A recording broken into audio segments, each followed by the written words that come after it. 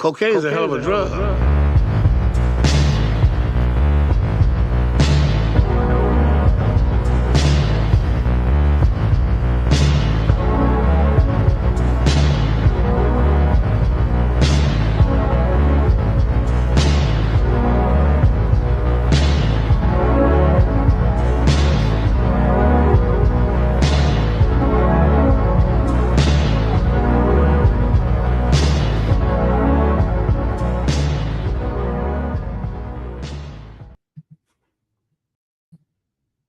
What's up? What's up, y'all? Can you hear us? Let me know. Drop a thumb in the chat if we're sounding good, looking good. I mean, my video's laggy, bro. I'm not looking good. Look at that shit. Look. Yeah, well, Juan's never looking good, but just kidding. We're very honored to have the singer from Deftones with us tonight. We're very honored to have the singer from Static X with us. I don't tonight. look like the Chino Moreno, bro. Moreno, whatever the fuck his name is. Don't look like that. No, very fresh cut, looking good. But we're talking. Speaking of haircuts, okay. Speaking of barbershops and getting a trim, we're deep diving Edward Scissorhands tonight. The 1990 film from, what's his name? Tim Burton. Old Tim Timmy. Burton. Yeah. And this is a series we've been doing every Thursday for the past couple months. We've been talking about movies and series, TV shows filmed in Florida or set in Florida. So Edward Scissorhands, this is a big request. A lot of people have been waiting for this one. Really? Yeah, believe it or not, this is a lot of people's favorite movie. And we haven't been doing it because I don't like it. I don't like the movie one bit. I hated it when I was a kid. And we've been putting it off for as long as we can. But now we got to talk about it because it is one of the all-time great Florida movies. And I said great, not good. You know, the Beatles are a great band. Doesn't mean I like them, right? But why don't you like it? Let's talk about it. What do you think of the movie? Is it the atmosphere? Is it the concept? And by the way, let's throw this in here real quick before we start, because it's interesting that, let me see if you guys can see this.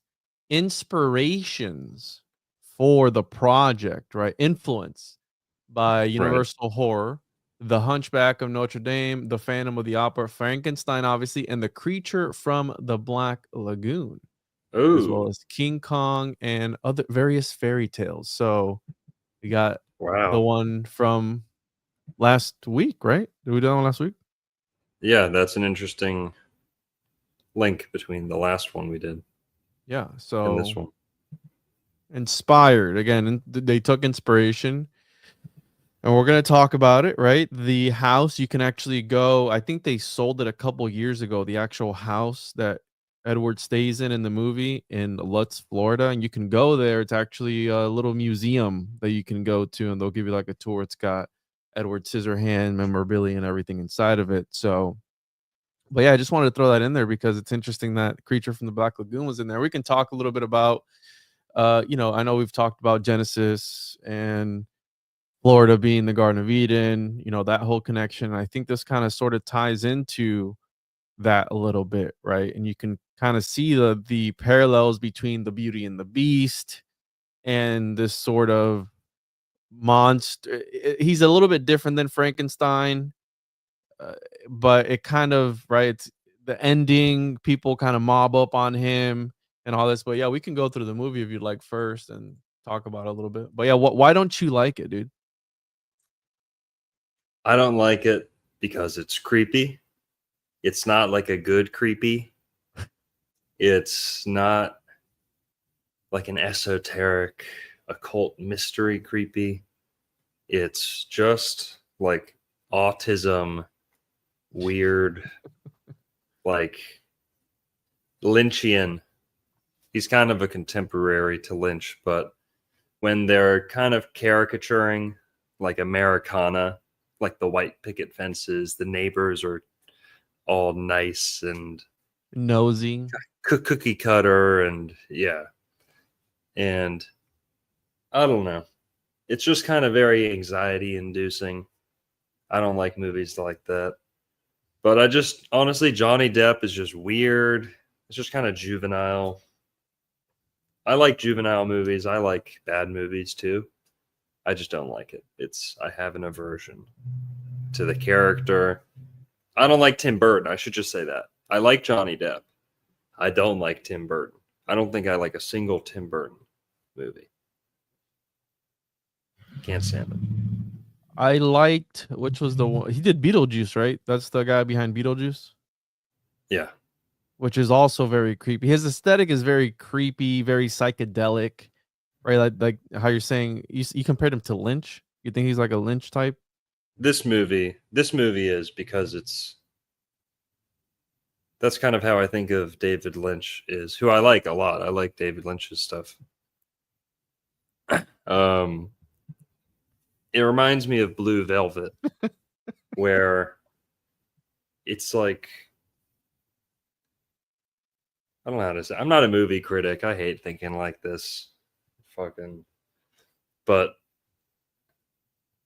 the juxtaposition of the like cookie Oh cutter no. white bread family with like the darkness and the creepiness, and it's just Mhm. kind of the way that Tim Burton does it, to me, felt cheap.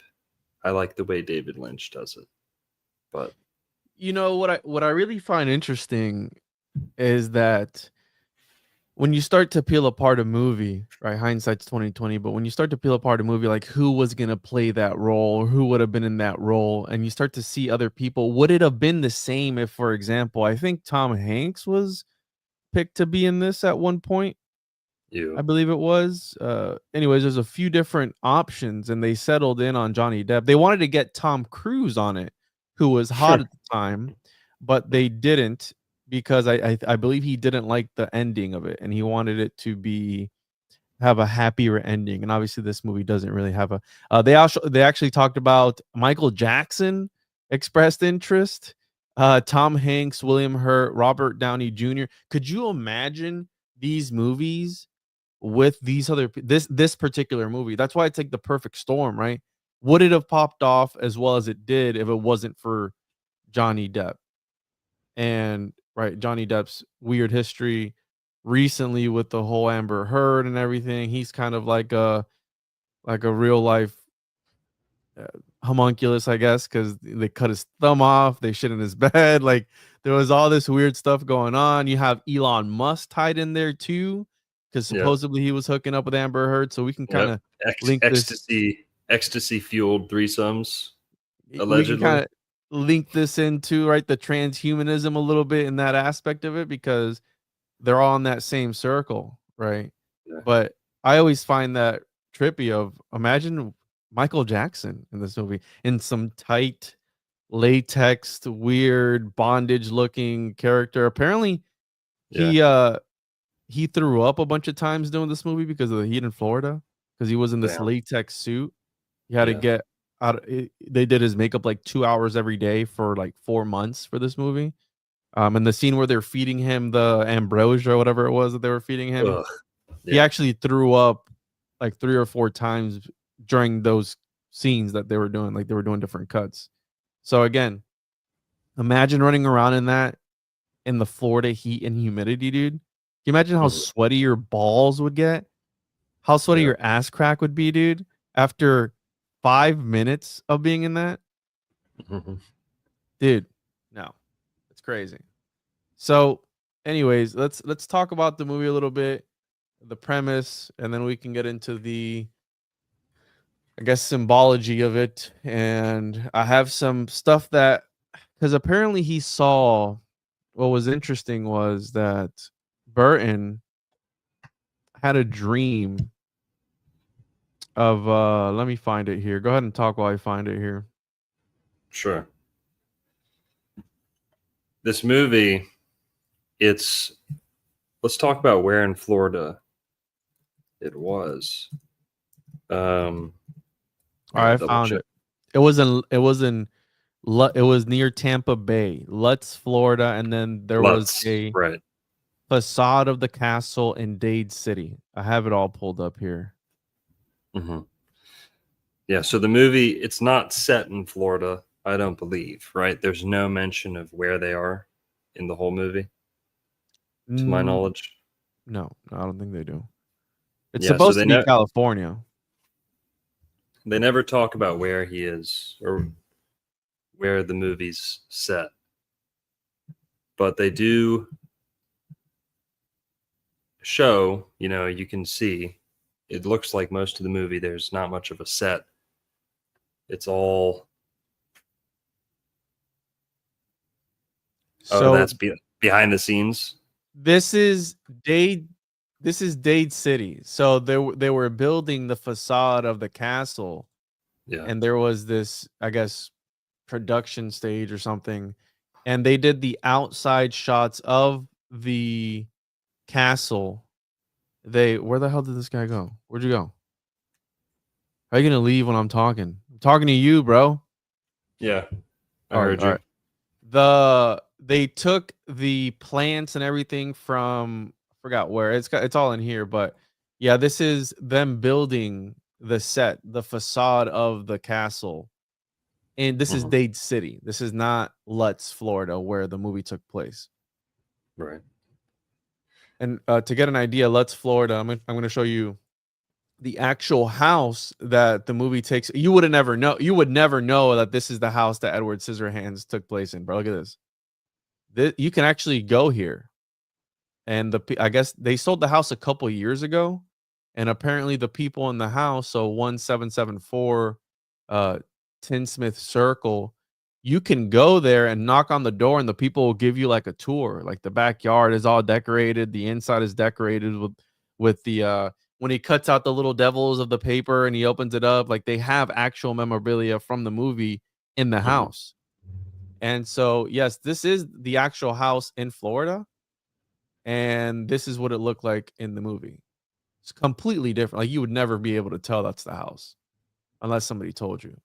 They specifically painted all these houses these weird pastel colors for obviously for the scenes, and then they reverted them back to their original way. But yes, the house was sold recently. And you can kind of tell the people, right? Like they have their little hedges here.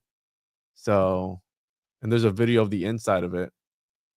But here it is. This comment is correct. The first thing that stuck out to me when I was watching the movie earlier today, it looks like Florida, it feels like Florida, but there's like no trees. It's just like grass, Yeah. yards, fences, almost no trees. I think each house has like one bush that Edward ends up kind of Trimming. carving it, yeah, shaping. Other than that, I didn't see any big trees in this Nope. neighborhood.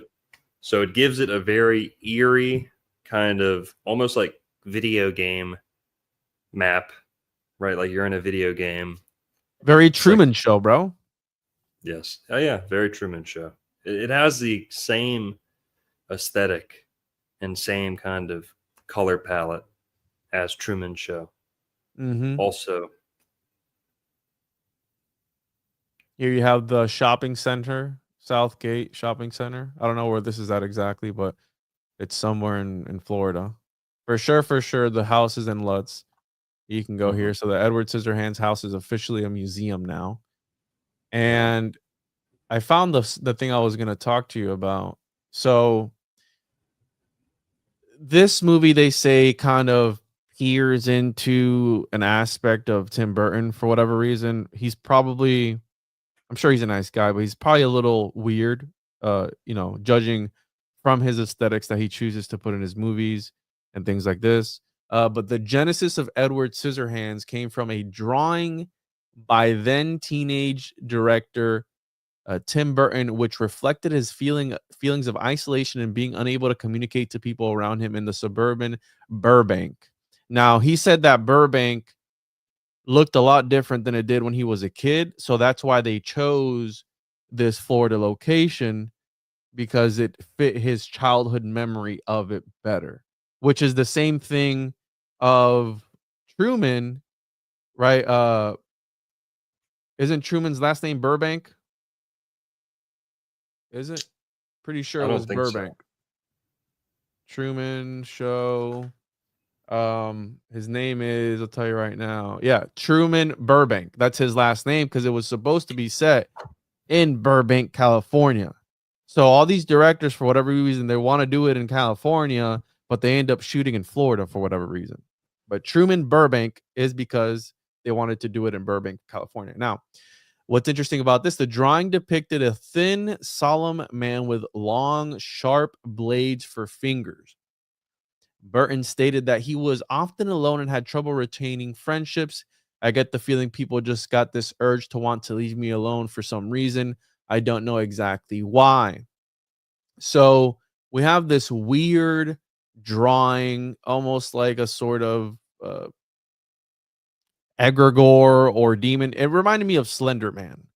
Now, what's interesting about Slender Man, have you ever heard of Slender Man? Like the urban Of course, legend yeah. that Yeah. drives people to do things, and it led to a stabbing of this young girl in, I forgot what city, because this Slender Man egregore told, like possessed these girls. Well, what's interesting about that is that, right, Slender Man stabbing, that was in 2014. Uh, right, the fictional supernatural creature Slender Man and prove that he was real, right, to stab her. Well, in Florida, there was a girl possessed by Slender Man who set her own house on fire because she was reading into this Slender Man story egregore. Now, what I'm getting at this is, I'm sure people in Hollywood have their own demons, maybe some allegorical and figuratively, right, have demons, and I'm sure that there are some who actually have actual demons commanding them to make these movies, in my opinion, right?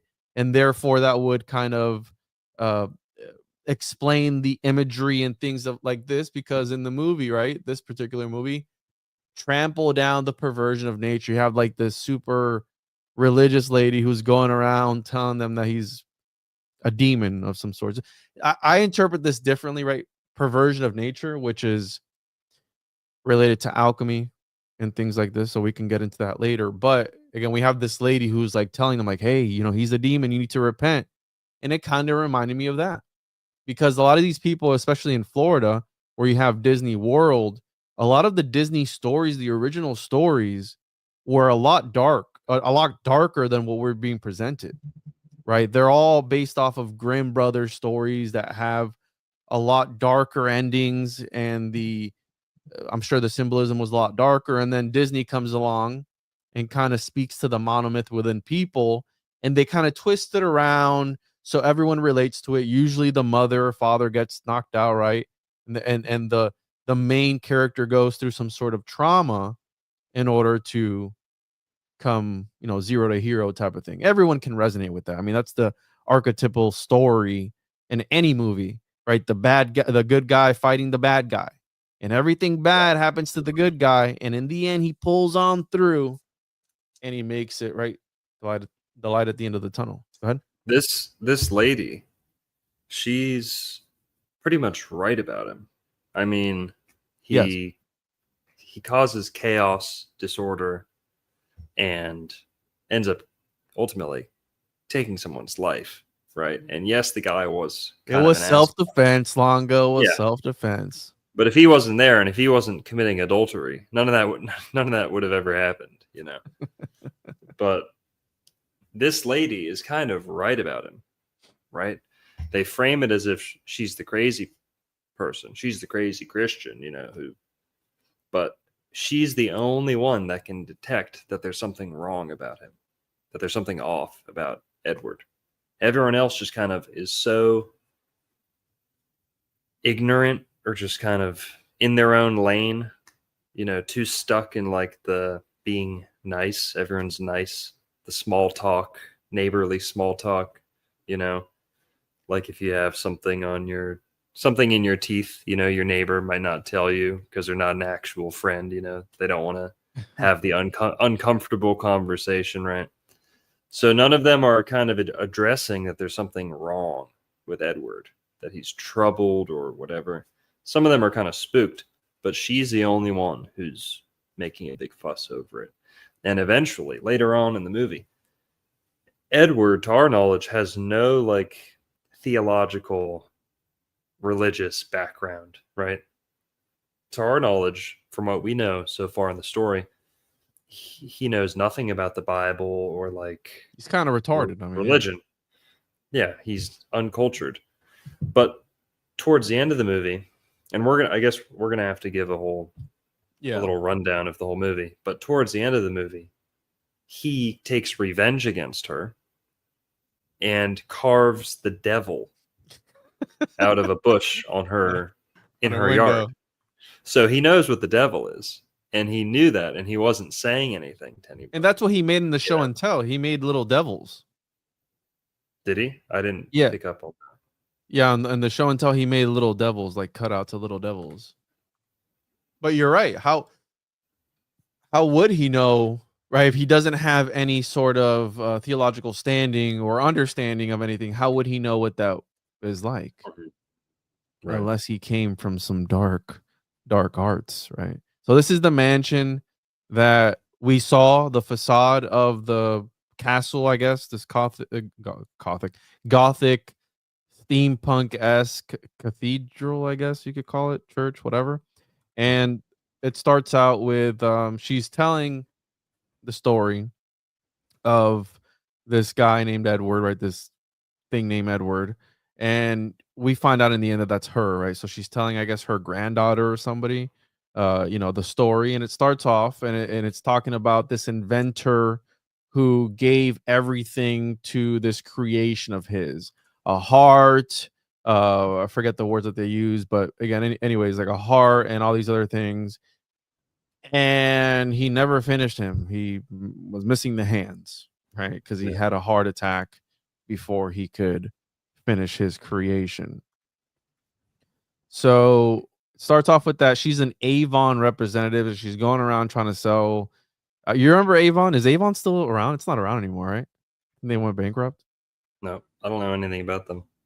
It's like a cosmetic company. I used to wear a lot of their deodorant, but yeah, they went bankrupt. Again, we see this sort of thing. She's selling nail polish and no one's buying anything from her, right? And she's going to all her neighbors and this is her job. You can see she's not having any luck. And then she goes and she's like, all right, let me go to the top of the hill, which this kind of reminded me, bro, of Bok Tower, right? And it's not close to Bok Tower, but it's not far. It's like 45 minutes away, I want to say. Okay, so but it's interesting the imagery they picked for this castle of this inventor where this creation took place. So it's on a mountain. Reminds me of Citizen Kane too. Yes. Yeah. So we have the gargoyles and everything. And she pulls up to it, and obviously she's trying to sell Avon. She's like, I'm your Avon representative. It's interesting because this place, no one's supposed to live there, but they have all these beautiful hedges trimmed nicely. So somebody's been doing something here. And so she walks in and she finds, and it's interesting if you notice the hand in the center, you see? Almost like he wants hands, right? That's his whole thing. He wants the hands, and you see it there in the center. It's one of his centerpiece, essentially. And so she knocks it. She knocks and she walks in, and then obviously she stumbles across some really weird stuff. And Edward is there, and then she kind of he's like living in a chimney or whatever, and looking abandoned. He's got pictures and things up, and she stumbles across him, and then she adopts him. Essentially, is what she does. And this suit, it was supposed to have like a cooling mechanism, I guess, so he could wear it all day. And he chose not to wear the cooling mechanism because it was like too bulky. So he's straight raw dogging it, bro, in the Florida heat Like a lot of these interior shots were shot in California because the interior shots of the mansion were shot in California sometime. But they filmed for 4 months in Lutz, Florida. So he was wearing this suit for quite some time in Florida in that heat. So I Let's can only talk about imagine. let's talk about the suit for a little bit, okay? What's up with the gimp suit, Tim? Mr. Burton. Interesting choice for the character. Yeah, let's put him in a gimp suit. Put him in a Leatherman, like Mhm. Dune space outfit. Exactly. A BDSM. Tim Burton's a sick puppy. Oh, I'll tell you 100%. that. He's a Yeah. sick puppy. And the other comment earlier about Fight Club being like an unofficial sequel, sister movie to this movie What? with Hold on, hold on, hold on. Wait, what? yeah. Is that Tim Helena. Burton? That's not Tim Burton, is it? No, but Helena. The link between the two is Helena or Helen, Helen or Helena, Helen Bonham Carter. The drug Forget her. addict? Yeah, Helen Bonham, whatever her She name did is, other Helena. Tim Burton movies, and she did that movie Yes, with Johnny Depp too. yes, I think and I she did think a she was few. in. I think she was in Harry Potter, and I think Johnny Depp was also And they did in. Harry Sweeney Potter. Todd together. Did The they? Demon Barber. Yeah. Yeah. Well, that was that Tim Burton. I don't yeah, that's a good question. Sweeney Todd. Let's see who did that. The Demon Barber of Fleet Street 2007. It was done by Tim Burton. uh Yep, Tim Burton. hold on. There's a couple here because it's based off of I actually saw that in real life, the actual play. Yeah, it's Tim Burton from a screenplay by John Logan based on the musical of the same name, which I did see. I saw it in Lakeland actually. So I saw Sweeney Todd, the acting, right, the actual play in Lakeland at their community city something or other. It was like some place that they have out there. But yeah, I did see that. But interesting, right? So we have again this other connection, which we're going to be talking about barbers, maybe, and Yeah. that connection Well, to Tim has this fetish. Tim has a look that he likes out of his boys and girls, and he makes oh, Johnny Depp. He makes Johnny Depp dress up like this, and then in his other movies, he makes Helena Bonham Carter. Helena, yeah, Carter dress up almost like the same person. She looks in multiple movies looks just like uh, Edward Scissorhands. Also, guys, keep an eye out for this about the lady accusing Edward Scissorhands of being Satan. Towards the end of the movie, I think that it's conclusively proven that Edward Scissorhands is Satan or represents Satan in some way, Ooh. represents the devil. Mm. Yeah. He's But gentle though, dude. He's just a gentle giant. He just wants to be friends. you know what other movie this reminds me of? Have you ever seen the movie about the little girl that's a vampire? Gonna have to be more specific about that, bro. Little girl who is a vampire, and what else? She's Abigail. Okay, Abigail. I think that's what it's called. Hang on. Abigail. No, it's not Abigail. Sorry. Let's see.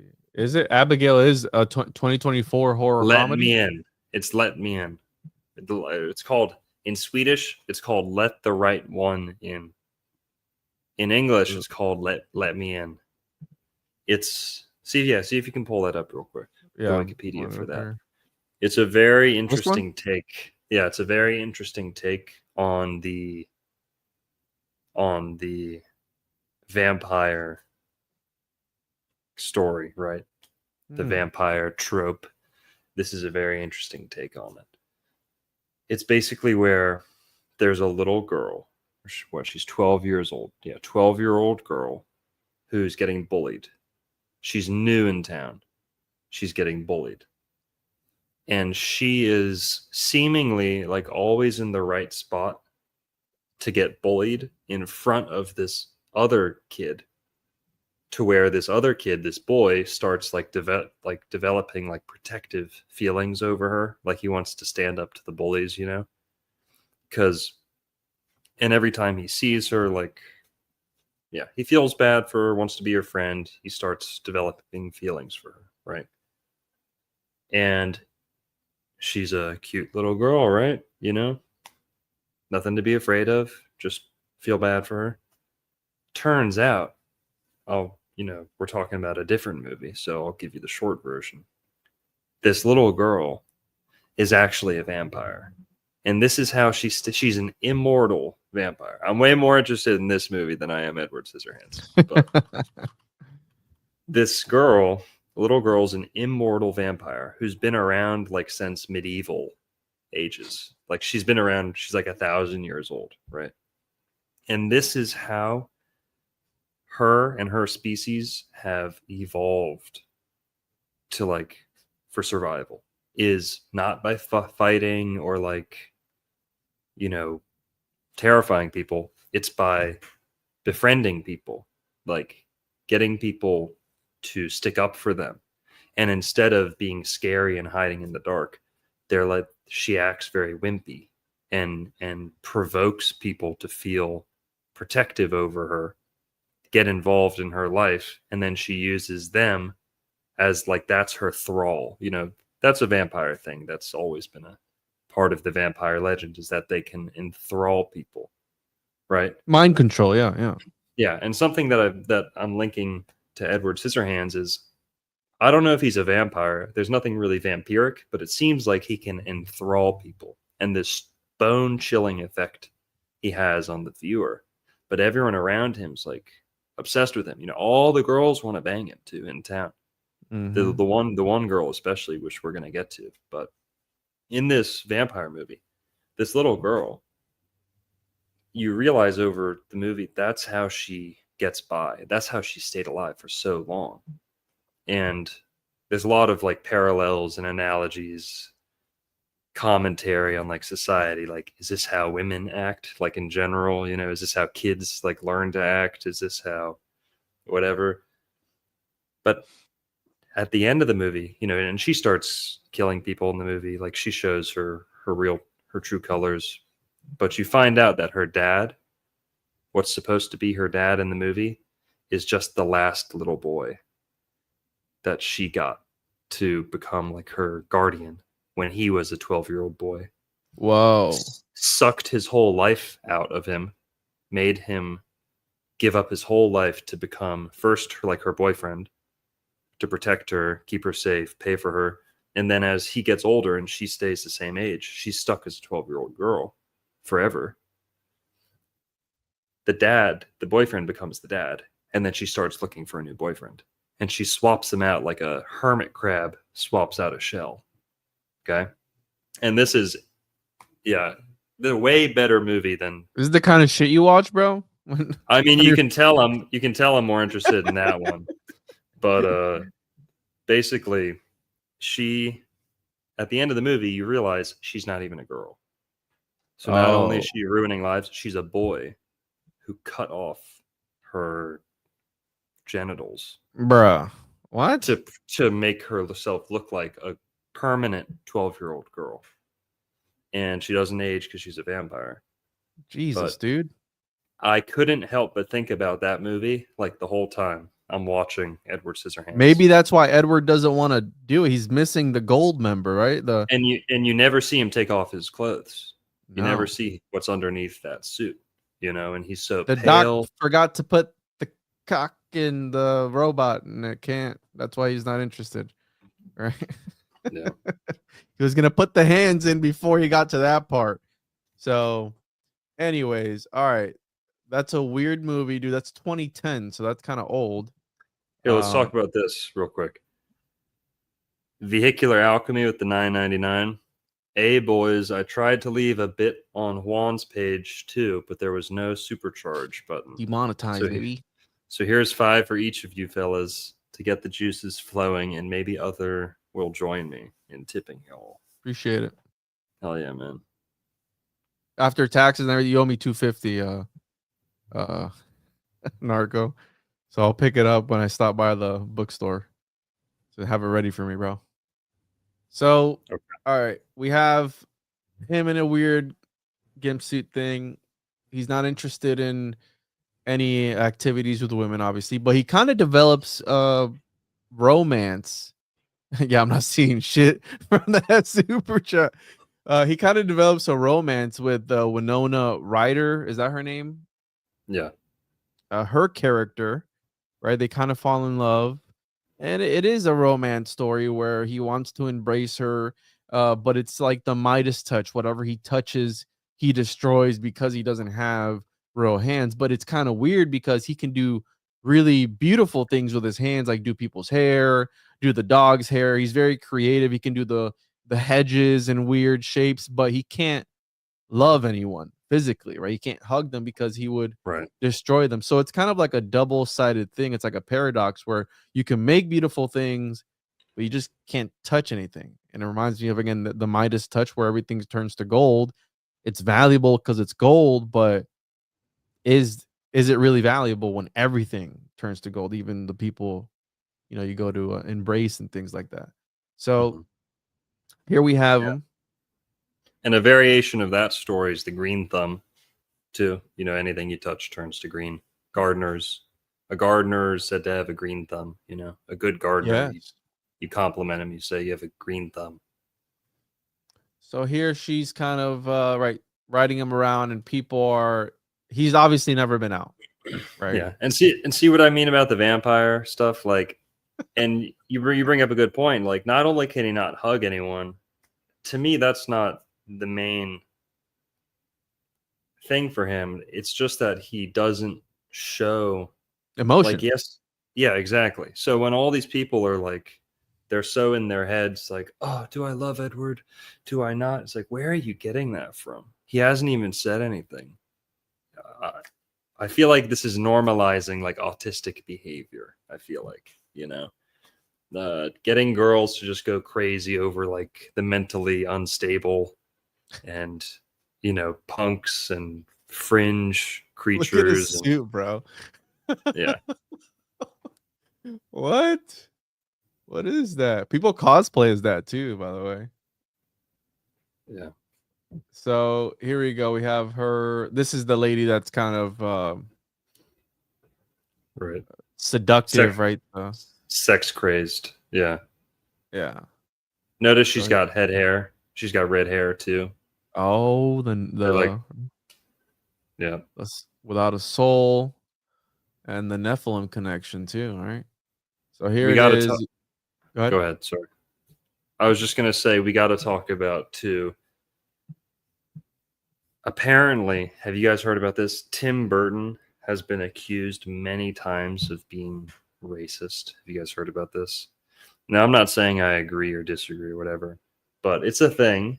It's like the only scandal attached to Tim Burton that I know of is Hollywood thinks he's racist because he only casts white people in most of his movies. So most of the casts of most of his movies are all white, like very cookie cutter white bread family. And in this movie, I noticed a lot of red hair, a lot of people dressed in red too. As the movie goes on, there's more people dressed in red. But that's something that people say is that Tim Burton is I mean, the cop's racist. black, right? Well, there's something to be said about that because he does a terrible job at his job and he quits and like doesn't do anything. He's very hands off sheriff, but So here and he is trying to yeah, eat, go ahead. right? Very, very creepy. And how many lines does Johnny Depp say in this movie? If any at all. He says very few lines. And this is like one of the most this is a Yeah, big movie. Like this is how you're saying has a cult following and people really like this movie. Now, if it was to brainwash people to like all other autistic people or something, who knows? But he barely says anything the entire movie, which I found super interesting of like, you're developing this character, and I think he's a good actor. I mean, I like Johnny Depp. I like his movies. Maybe he does a great job at kind of showing the true nature of the character by not saying anything. And I believe he watched and studied silent films for this role in order to be able to express better with his face versus actually talking and saying lines. So again, maybe he's a genius by doing it this way, but he really doesn't say much throughout the entire movie. So here she is. She's kind of like putting more makeup on him. This is when they discover that he can carve out these crazy sculptures out of the hedges, and we'll talk about, I guess, hedge magic later, which is an actual. It was funny because you and I were kind of, you were kidding, like, "Oh, is there such thing as hedge magic? Let's make that up." Well, it turns out that there is actually a such thing as hedge magic, not the hedges that you would think. Right? We'll get into it Well, here in a little bit. well, I was trying to tell you about edge magic. That's what I was trying to talk Oh, about. that's well, you can't edge if you're Edward Scissorhands, bro. So here we go. This guy, he's doing sculptures. He goes on, and again, everyone's the people in this movie are super nosy, so they want to know who she has over, who he is. But then when they meet him, they're that more intrigued, and it kind of goes into what here's the lady in that scene where he's a perversion of nature. So she Yeah. comes out, she's warning everybody, and she's like, "Oh, you don't Yeah, but say." what's crazy is she just ran him in from the driveway to the front door, and Yeah. the entire neighborhood heard about it. And all these girls, Juan, let's call it what it is. They're horny as hell. It's almost like they can smell like fresh meat, in the next room over, like just got Should have taken. been Edward Dildo Hands, right? That's the unofficial that's the one. It's like, hey, I downloaded the wrong movie meme, like, I don't remember this No, part. Edward Scissor, Oh yeah. just scissor. I don't know, scissor Oh, something. yeah. Well, Chicks, it's okay, scissor. bro. Dildo Hands. You can easily fit that one in there. I'm sure there's probably a parody of that. Bedward Scissor Hands. That's funny. No, Bedward Scissor Pants. Sister Sister Pants. Pants. Jizza Hands. All right, so the chat's already on it. They Yeah. Yeah, there's Edward probably one. Hold on, let me see this on. Oh man, my Scissored Edward Hands. Damn. my search history is toast. Hold on. The chat's funny. Well, here, all these chicks are like ovulating because Edward's in town. This goes back to like the vampire thing. What power does he have over these people? It's like unspoken. When you're watching the movie, it's easy to forget that he's just like, they're acting like he's Johnny Depp, the celebrity Johnny Depp. You know what I mean? Like they're acting like the paparazzi, like this is someone famous. This is just some weird creep they pulled out of a mansion like half hour ago, and now the whole town wants to meet him. And same Right. thing with the other lady. Half the neighborhood wants to bang him right off the bat for some reason, foaming at the panties. And then the other chick knows that he's evil right off the bat. Right off the bat.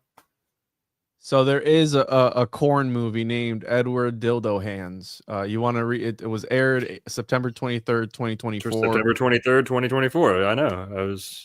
Yeah. Edward is a lonely guy. His there. stepmom Annie wants to show him that he can do nice things, so she calls her friend Jessica to work on her plants, prune her bush.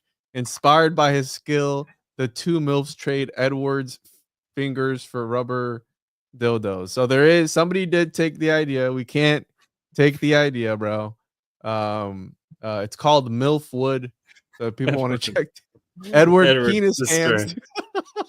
Edward's sister hands.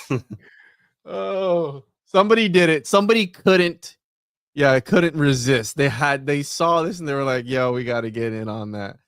So Damn. All right. Anyway, Edward's scissor pants. Here we go. We have these ladies all here. They're cooking for him, blah, blah, blah. And then this is the interesting part. Here's where we kind of have a backstory as to what Edward was actually supposed to be. And I thought this was gonna like I've seen this movie before, but it's been years. I thought this part was gonna push him over the edge, right? I'm like, will this make Edward snap? Does he have a weird cutting fetish? Like, what's going on with? Because his face is all cut up too, right? And Yeah. if you see the flashbacks, his face is fine when he's talking to the inventor. So maybe throughout the years of trying to eat or trying to like get dressed or something, he cut his face. But he sees the can opener and he kind of goes into a trance. And then there's a flashback and it shows the origins as to what he was originally supposed to be and how it came to be. So apparently the inventor had robots and things and he was making cookies. And we have these weird, right, steampunk, got the black and white checkered board there, floor. Oh, damn. Didn't even notice that. The floor. You Yeah. have these vessels there, I say, right? So very alchemical, steampunk, whatever. It's an old guy. Kind of like Willy Wonka that Johnny Depp plays in a Tim Burton Oh, movie. Right? good point. So back Good again point. to this connection to the weird, right? And he's looking at his assembly line and they're making, I think, Christmas cookies. They're making something. He has a heart. And then he sees, oh, well, he sees this one robot that has the hands that Edward has. And he goes ahead and he puts the heart in front of it. And you can kind of see, damn it, 23. I want to show the front of it. Oh, whatever. Anyways, you see right here, this one's like cutting stuff up and he puts the heart in front of it. So you can see he gets the idea of like, hey, I have all these machines. What if I could create a humanoid or something? Edward Goonerhands got Glocks for hands. So that's the genesis, I guess, of the starting story of how Edward came to be as an idea by this inventor guy right here. He puts the heart up and then he goes, what if? What if? And so it cuts to this party. And again, this lady's trying to seduce him the whole time. And he doesn't know any better, right? So he's kind of naive. He's kind of, I wouldn't say dumb, but he's very innocent, right? He's very innocent. And that's why later on in the movie, they don't even charge him with the breaking and entering because they believe he's not like mentally fit. And that was why the cop had sympathy for him. He's like, yo, is he going to be okay? And the guy's like, oh, he doesn't have the, cognitive level of blah, blah, blah because of isolation, which we know isolation does things to people. People who are put into isolation in jail and things like that, it messes you up. There's been streamers who have streamed from the dark, like isolated for hours and hours, and they have effects that last them years after the fact. So imagine being like stranded on an island like the Tom Hanks movie where you eventually start making friends like Wilson or something, right? Like you need that human interaction. So Right. there's this party here, blah, blah, blah. They're feeding him. He's doing the shish kebabs. And then this is the scene where I told you that he throws up, where they Yeah. were feeding him over and over again. He actually threw up like 4 times. Well, let's talk about what she made that she keeps talking about. Because I think when she went to the door earlier, it's the redheaded Ambrosia. lady. Exactly. She came up with this idea. She was like, oh, aren't you having a barbecue today to introduce us all to your new friend? And she's like, I'm going to make my ambrosia salad, my famous ambrosia salad. Then she says it again when she sees Edward. And I'm sure it's a real thing, I guess. It's like pineapple and let me look it up. Ambrosia salad. Well, you know It's what a real ambrosia thing. what ambrosia is, right? Like the actual ambrosia. Mm-hmm. Yeah, from the Bible. Well, from mythology, ambrosia Right. is Sorry. Yeah. the You're food right. of the gods, right? So believed to grant immortality or eternal youth upon consumption. And It's like manna. Jeffrey Dahmer worked at Ambrosia Chocolate Company, by the way. Ooh. So, yeah. Yeah, I said the Bible and then I was thinking of manna. But it's like manna. It's like a goopy honey, who knows what. But The ambrosia salad, I thought that was interesting. That she's giving it to him. He throws it up. What type of entity would throw up ambrosia? A dark entity, right? If Well, we're the taking actor this, threw up. So it yeah. was Johnny. No, but Johnny. she threw up. She throws up in. He throws up in the scene. I don't know When if she she's offers him feeding him. lemonade because of the drink Right. the Okay. night before. You're right. Lemonade. Yeah. You're He right. goes lemonade, and then because he got drunk the night before with the guy because he never drank before. You know what I'm saying? So it wasn't because of the ambrosia, but the behind the scenes of this movie, the Is that a actor Johnny Depp. pineapple in the Yes. basket? Yep. Oh, they're trying to get freaky. They're trying to take him downtown, uptown, front and back, left and right. Let's swap those hands out. Well, here, I got something else to say real quick. Do it. Okay. When we're introduced to the family, I forget which scene it is, but it's like 10 minutes or so in. You find out their last name is Bog. They're the Bogs. Isn't that interesting? Now, a little bit of a stretch, but half of the cast has the last name Bog. There's 4 or 5 family members, and they have the last name Bog. And that's kind of like most of the people in the movie, especially of the people who we know their last name. I think they're all named Bog. But they're the Bogs. Okay, well, what's a bog? It's, it's like a I know what a swamp. pog is. You know what a pog is? I know you know what a pog is, Juan. Fucking goon master. PAWG. That's right. Yeah. I know So what a where do pog we is. see their last name? Because I'm trying to find it here. Or do they say it? Do they say it? Or is there like a sign or something that? Oh, right here, the bogs, right here, the family crest. Yeah, the Is Bogs. that a beehive? What is that? It's like I don't know what it is, but it's a family crest. Looks like it has a castle or a lion on it. Yeah, like 2 swords. So, but a bog, it's like a swamp, Yeah. little pond, marsh, whatever. Well, Florida is famous for its bog bodies. Bog bodies. Yes. The bog saga. The bog saga, yeah, the bogs. But Florida's famous for its bog bodies.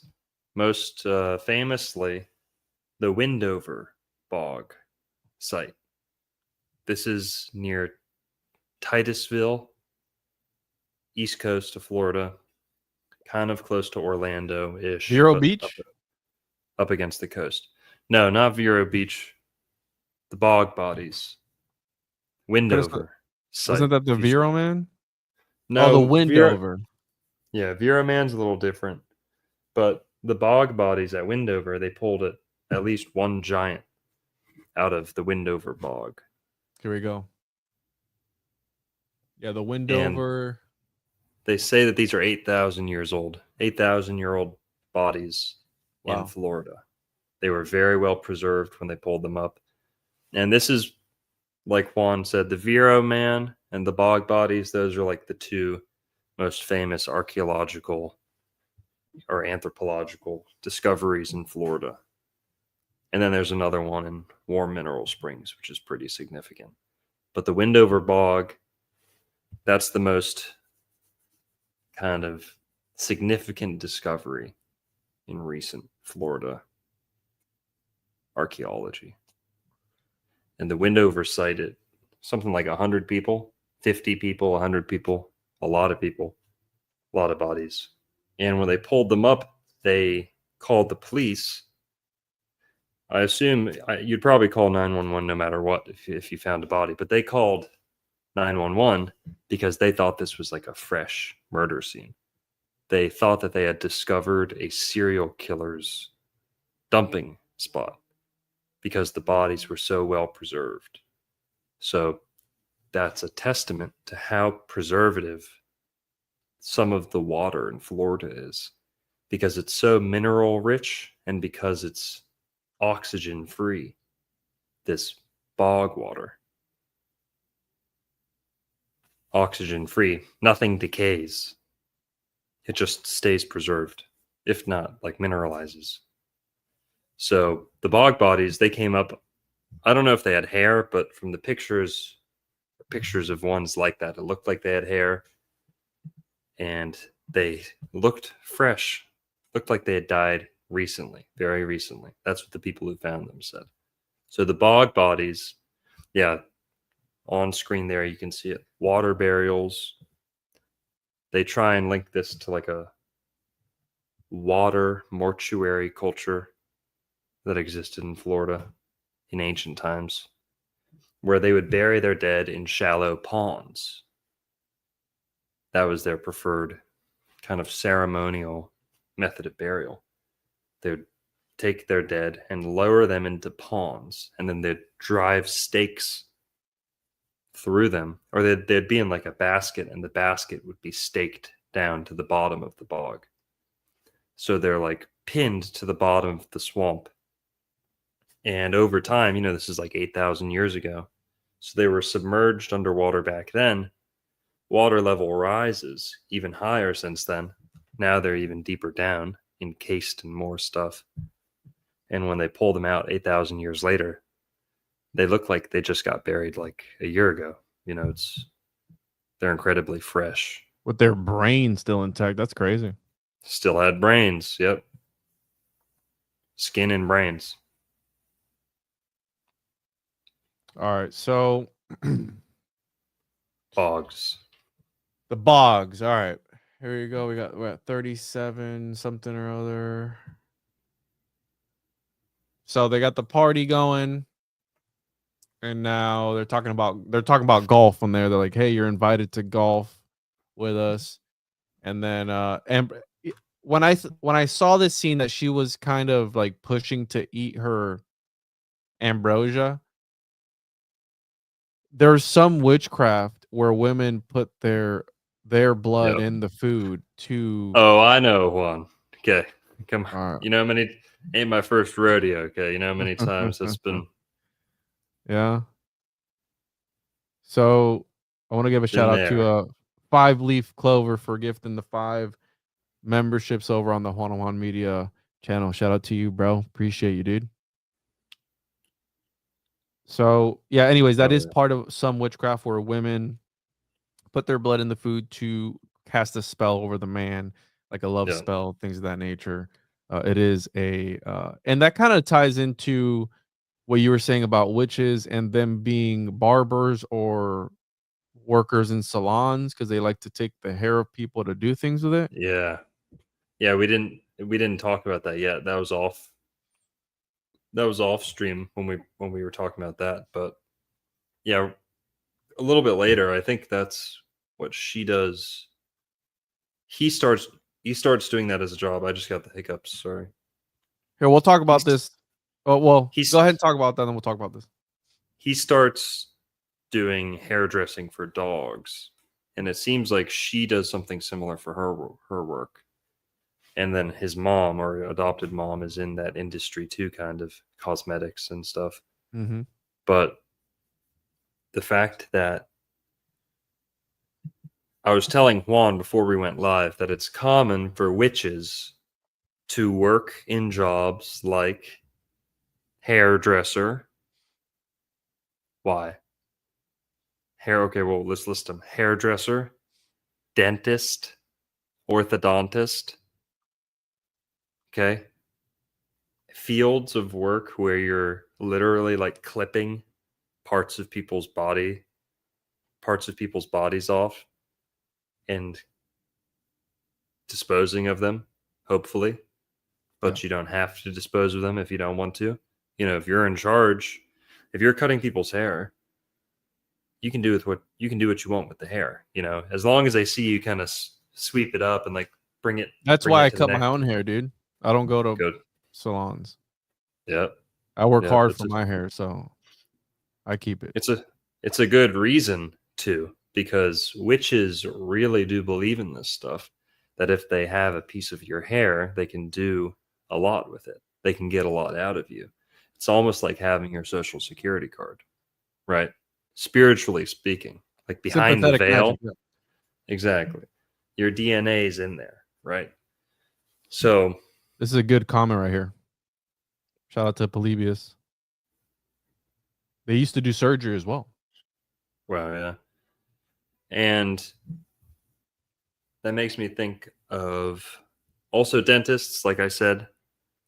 What do the dentists do with your teeth when they take them out?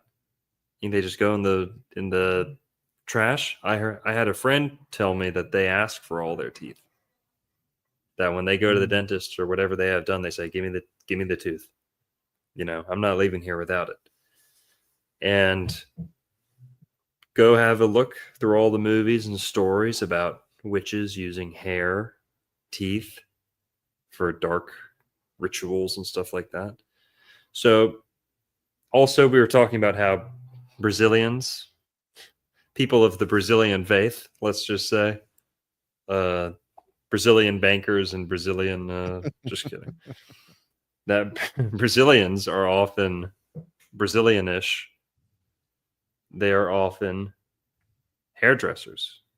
No, sorry, they're not often hairdressers. Dentist. But we're gonna talk. But we're gonna get to that part of the movie. Thank you, Juan. They're often dentists and orthodontists. Yes, they're often doctors in general, but orthodontists and dentists, if you're in Florida or California, or probably New York, they're like all Brazilian. Okay.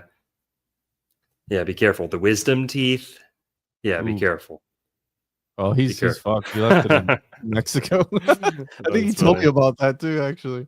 Yeah. And people are going to like Turkey for like hair transplants. They're literally like scalping you and keeping your scalp in Turkey, and you're getting like a Turkish kid's some dead scalp. Man's scalp. Like they're putting a piece of your they're putting a piece of a random scrotum on top of your you got a random guy's ass cheek on your head. Some dude's asshole hair just like on your fucking forehead or something, dude. It's the hardest. It's the hardest I've ever seen Juan laugh. Oh, that's funny, bro. I never thought about that. Some dude's fucking gooch skin on your fucking on your forehead, man. Don't be doing that, bro. Just shave it off, man. Just give up.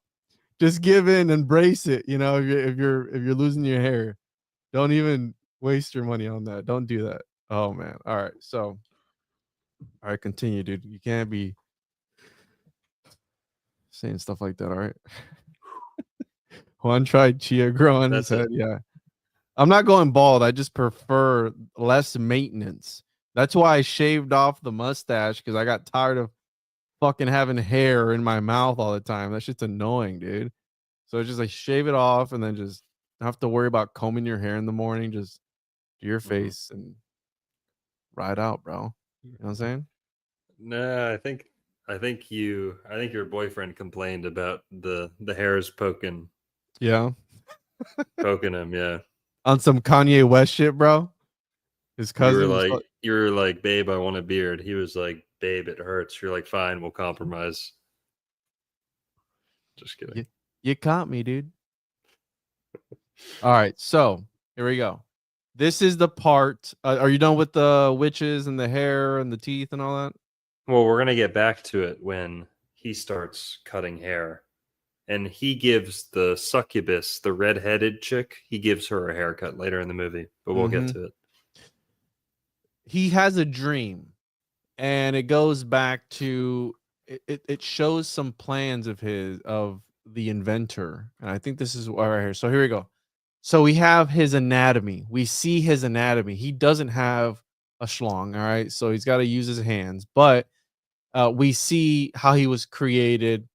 Again, this is very similar to the original story, allegedly, where this comes from, which is an 1845 German children's book called the Der Struwwelpeter,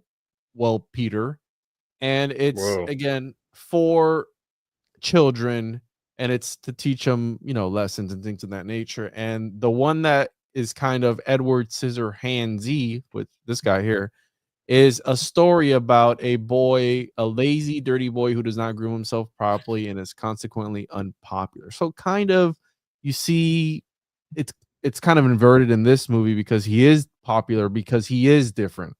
So, but this was taking, inspiration from various stories, including this one from 1845. Now, we see his anatomy. He's got a heart.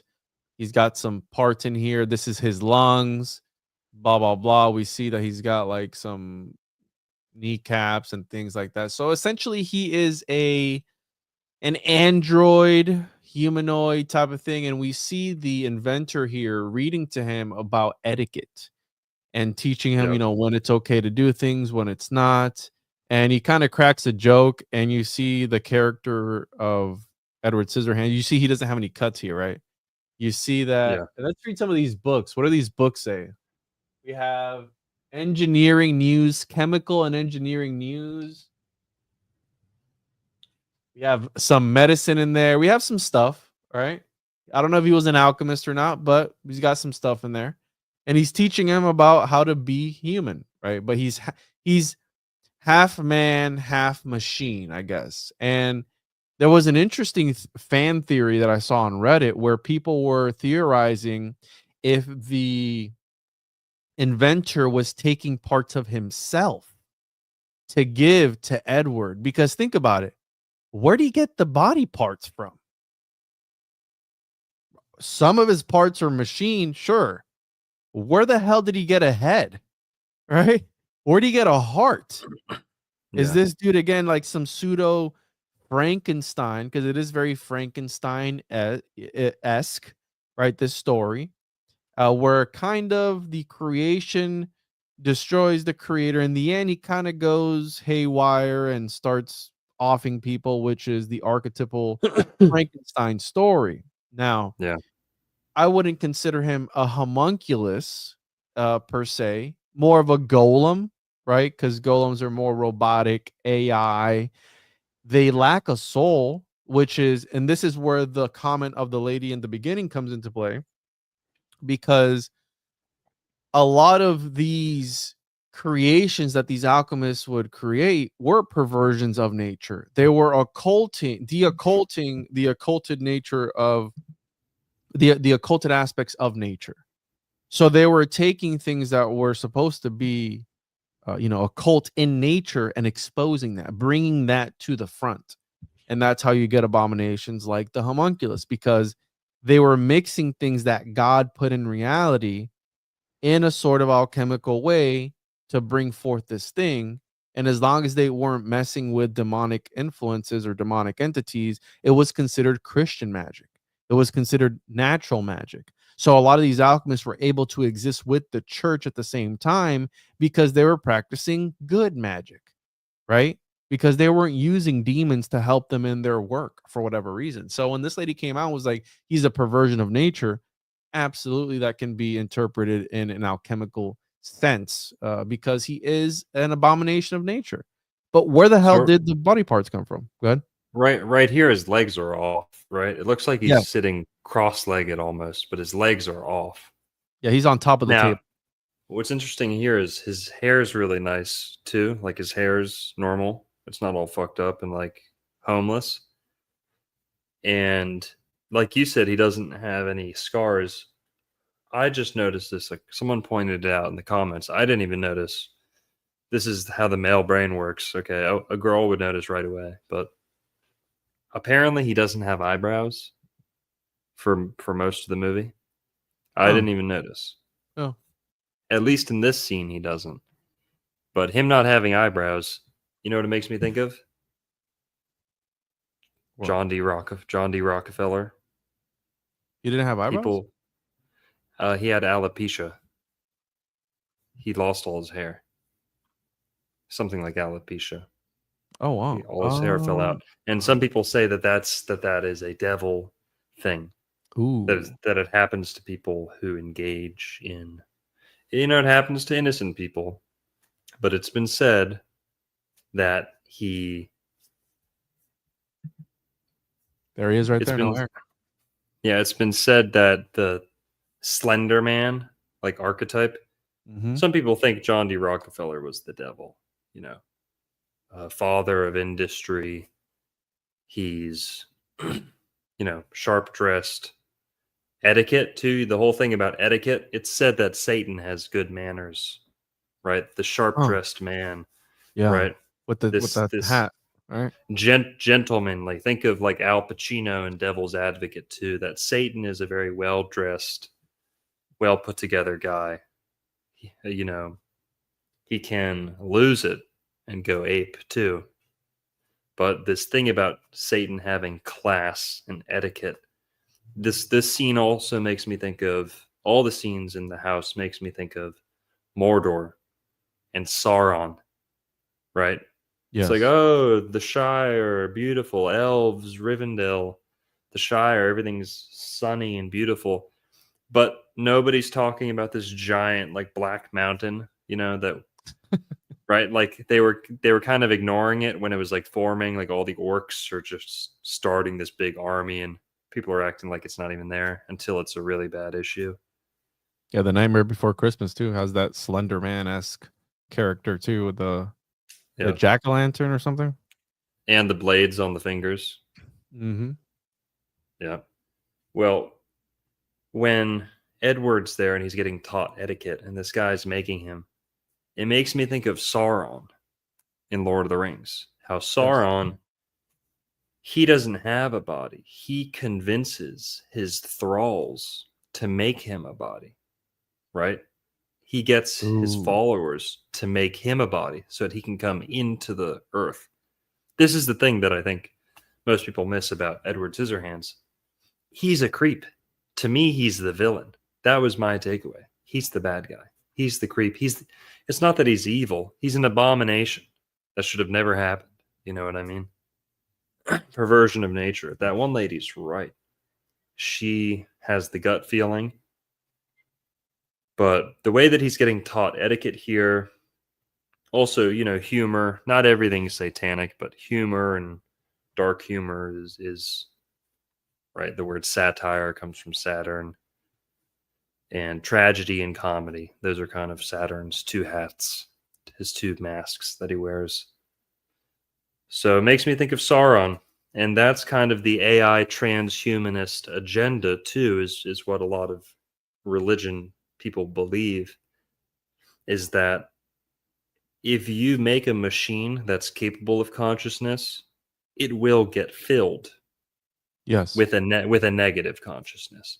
That's kind of the AI philosophy, or at least the occult potential, the esoteric potential behind the AI transhumanist agenda is that if you can make something close to sentient, does that mean it's automatically going to get filled with a good entity?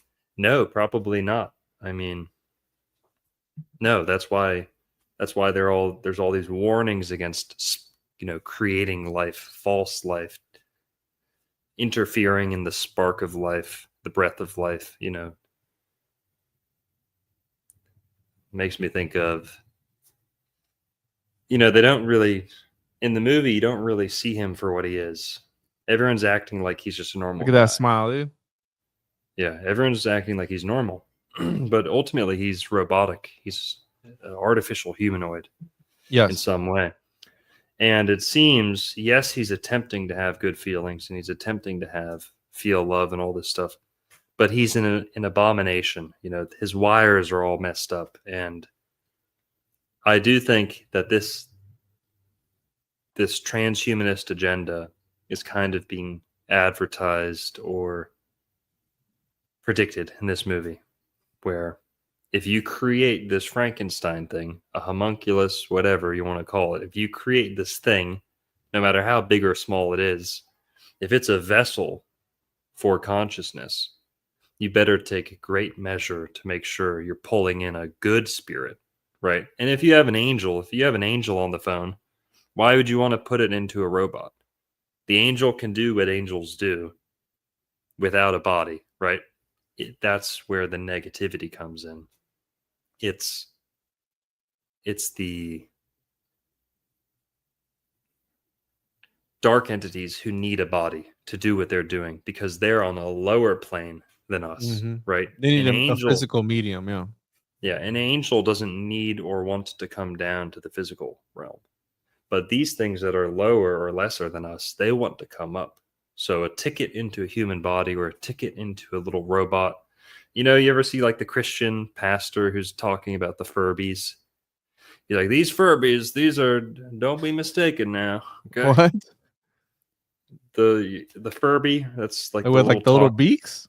Yeah, like a Furby, like the little talking, like beanie baby things. Yeah.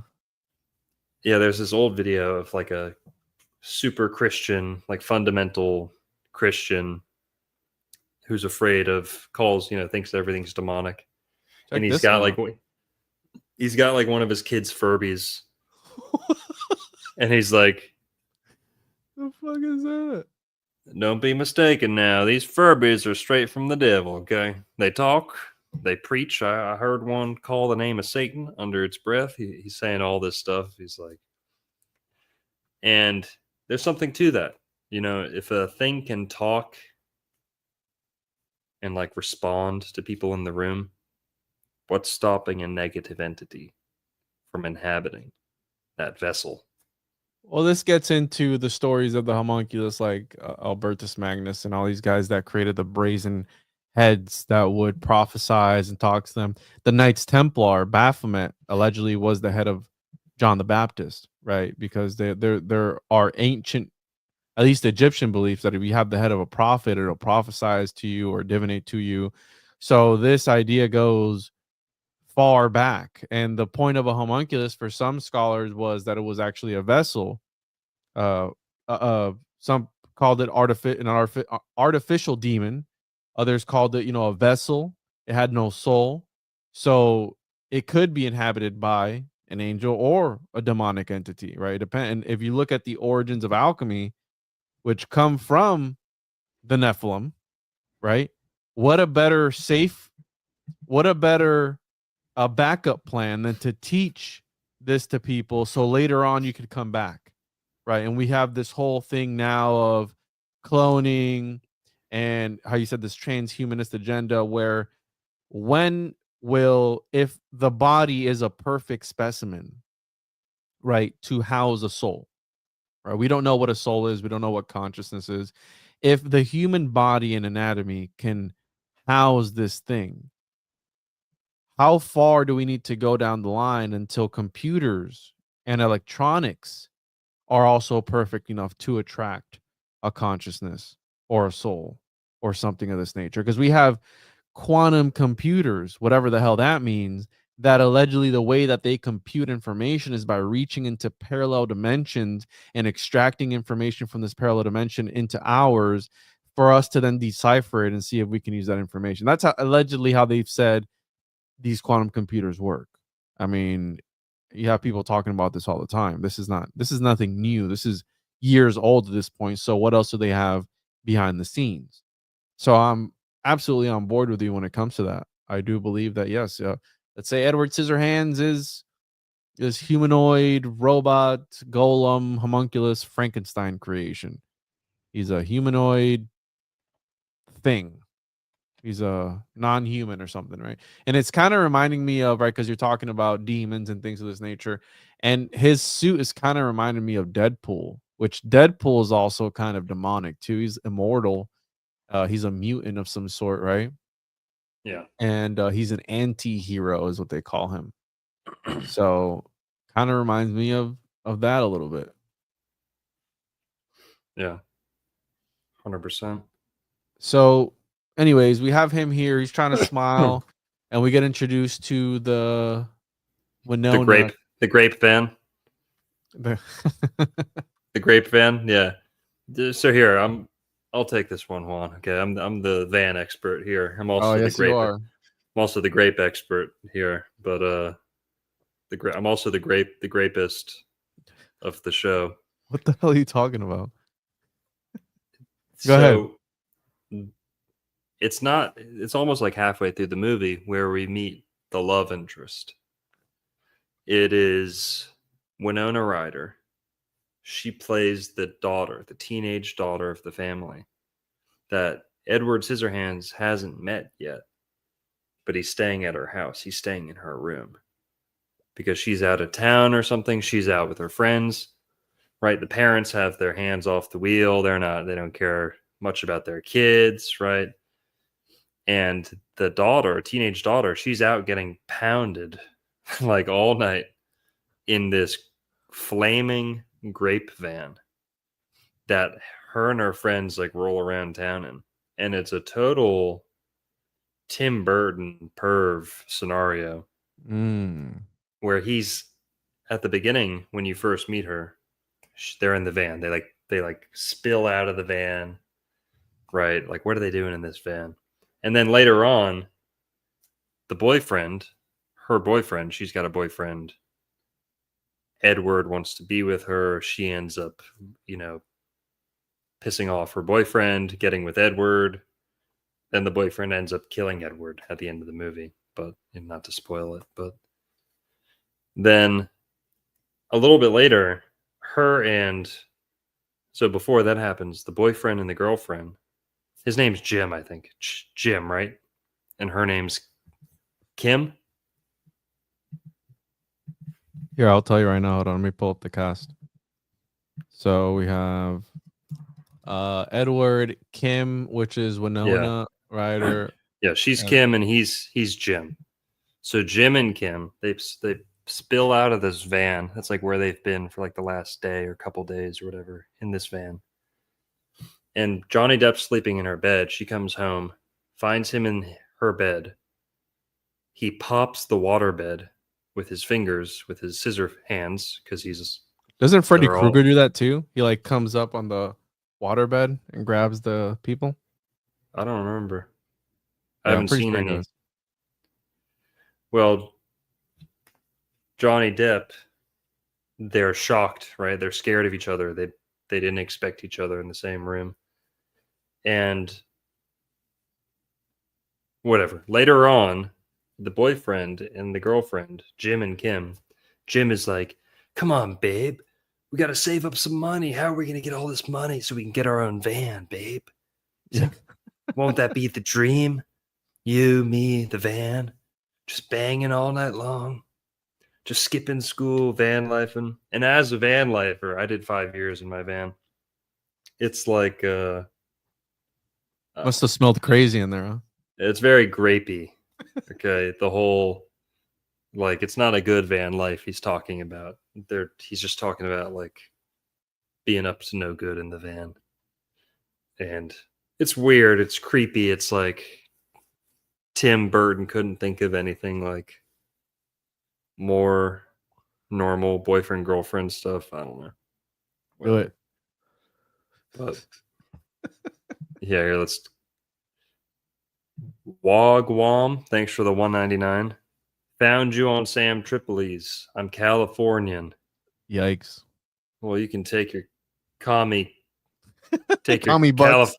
Take your California commie bucks and shove them, okay? Take that 35% tax and shove it. No, just kidding. Appreciate it, man. Another Cali, bro. Cali 305. What? Vehicular Alchemy with the $4.99. Anything if weird about the family Helena Carter comes from. Apparently, I've heard she's part... Someone on YouTube said she's a Rockefeller. That she's descended... Or the Rothschilds. That she's either a Rothschild or a Rockefeller. Let's see if we can... fact check that. So let's look at her early life. She came from a prominent British political her father, Raymond Bonham Carter, who came from a prominent British political family, was a merchant banker and served as the alternative British director representing the Bank of England at the International Monetary Fund in Washington, D.C. during the 1960s. Whoa. She is her mom is a psychotherapist who is of Spanish and mostly Bohemian. Whoa. Bohemian Brazilian. She's Bohemian French French hyphenated Brazilian background. Brazilian. Oh, there we go. Yeah, there we go. Yeah. That answers that. Yeah, Right. that makes sense. It's a trust fund baby. Right. Yes, she is. Nepo baby. That She called doesn't in. need She's to good. act. And she's been in a lot of movies too. Yeah.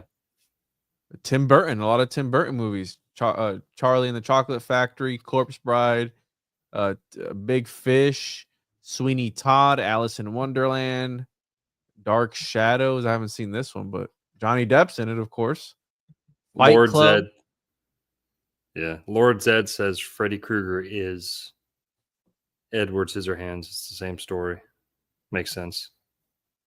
He grows up. Oh, really? Huh. Cali 305 with the 199. Can I get some Brazilian accent? Let's see. $5. Give me something to read. I don't know what here, read I have to warm up to it. all right, hold on. We'll just keep talking and then we'll get to something and then we'll pull it up and you can read it. I won't forget, I promise. So we have the grape van.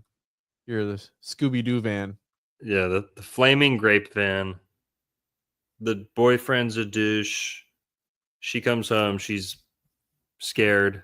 Edward likes to watch too, right? He was like kind of being like a little peeping Tom. He really Yeah, didn't he's say being anything. She's getting undressed until she finally notices him. Yeah. And also something that stood out to me is two of like the troublemakers. The chick who's super horny and wants to bang Edward, she's redheaded. And then the boyfriend of the girlfriend, Jim, he's not so much redheaded in this movie, but the actor is a redhead. He has very rosy features. So two of kind of the antagonists in the movie have red hair, which I thought was interesting. We've You're the been little talking. devils. I didn't notice this. They're not just people. No, the little devils. They have little horns. Oop, Can you zoom in on it? no. Okay, Here, so but he is the devil. I'll pull it up. I'll pull up a little. I mean, the fingers, the scissors on his fingers, it looks like a horror movie monster, like the silhouette. It seems like, I don't know, just like claws, just seems like claws. Good point. Yeah, they're devil. They're like devil bunnies. Yeah. Something. Little lamb. They're like little lambs, like Aleister Crowley lamb. Yeah. Like little aliens. They're Lamb like people. Yeah. upside down. They have like a face down here, which is there's a lot of medieval paintings of with the faces down by their abdomen at the bottom. Right. A lot of stuff. So Well, here, let's skip through a little bit more. Skip around a little faster. all right. So he's carving people up, or he's carving the hedges up. And then her boyfriend, he said he's a blonde, the boyfriend. He's blonde. Yeah, he looks really blonde here, but in the Breakfast Club, I think he's more ginger. He's definitely rosy featured. Also, his name is very close to Anthony. His name's Anthony Hall. Of Anthony You Weiner. hang on. Are they related? Who?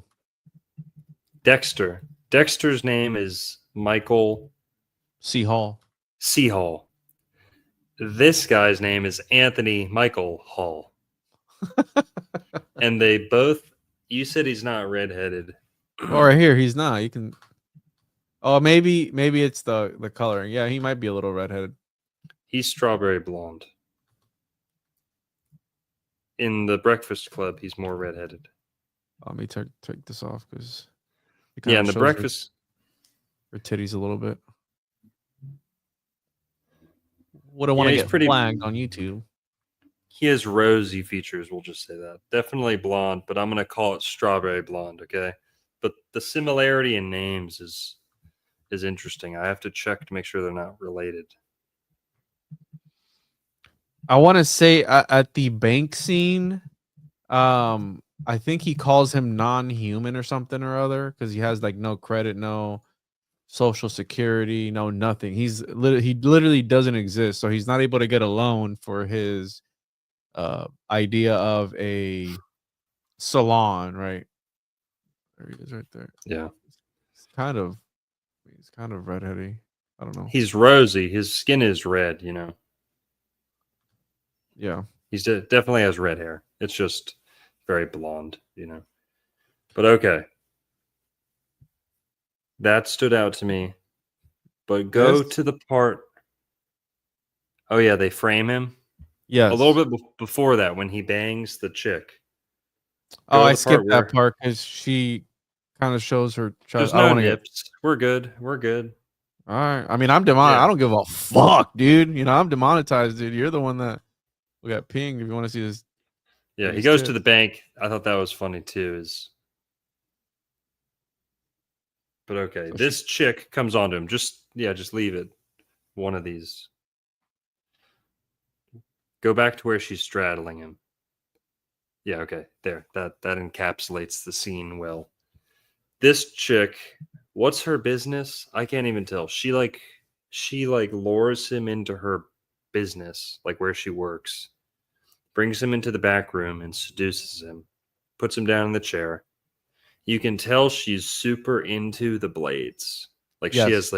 she has like a knife fetish. She's pretty much like, "Oh my god, cut me up." Like, he's like feeling her up with the knives and shit. And he's very nervous. Like he doesn't want to be there, Come on guys, we've all been here, okay? I would have caved. I mean, I'll say it. 40 45-year-old gilf I'm Puerto starts Rican giving though, so she mounts him like a bucking bronco, and the chair tips over, right? But what was very interesting is he gets up and leaves, like bolts out of there when the chair falls over, and she's pissed off. She's disappointed. She's offended. She takes it really personally. And the next day, or like the next week, she straight up accuses him of grape. yep. Okay. These bitches be trifling, guys. Yeah. Okay. Careful out there. Most of them are like this, okay? Just by the way, most females have this in their brain. I'm just kidding. Not it's a good percentage of them though are batshit crazy like that. So be careful turning women down. Okay, they might never forgive you. Yeah. But I'm just kidding. That's what happens to him. He bolts. She's pissed. She's offended. Takes revenge on him. Okay. Says, tells all her friends, he tried to grape me. Would you believe how he attacked me like that? No, Mhm. no, no, no, no. Total manipulator. But it kind of ties into the redheads being more like hysterical or more violent or more mischievous or more deceitful. Redheads being more Spicy. cunning, yeah, spicy, revengeful, you name it. This movie really plays into that, and I think they chose a redheaded character on purpose. But something else I noticed was a little bit later, no, before this, he cuts all the women's hair, Yes. right? This is Mhm. before that. So he cuts all the women's hair. You know what this made me think of? And he goes to the bank a little bit later, which made me really think of it. The Zohan. Have you seen the Zohan? No. Don't mess with the Zohan, dude. Oh, You got isn't that with Ben Stiller? no Adam Sandler. You fucking anti-Semite. Not all Brazilians look the same. Oh, my bad, dude. Well, yeah, okay. So Adam Sandler, I'm thinking of Zoolander, I think. That was Ben Stiller, wasn't it? Yes. Yeah, that's what I'm thinking of. Sorry, got my Brazilians mixed up. Yep. For real, for real. It's like someone holds up a picture of LeBron James and like, that's Kobe Bryant. Yeah. So here, this is so the scene where she straddles him is after he cuts all their hair, and she was the first one to get her haircut right here, where Yeah. she's clearly enjoying having the knives on her Yes. throat area, right? So she's into some shit, bro.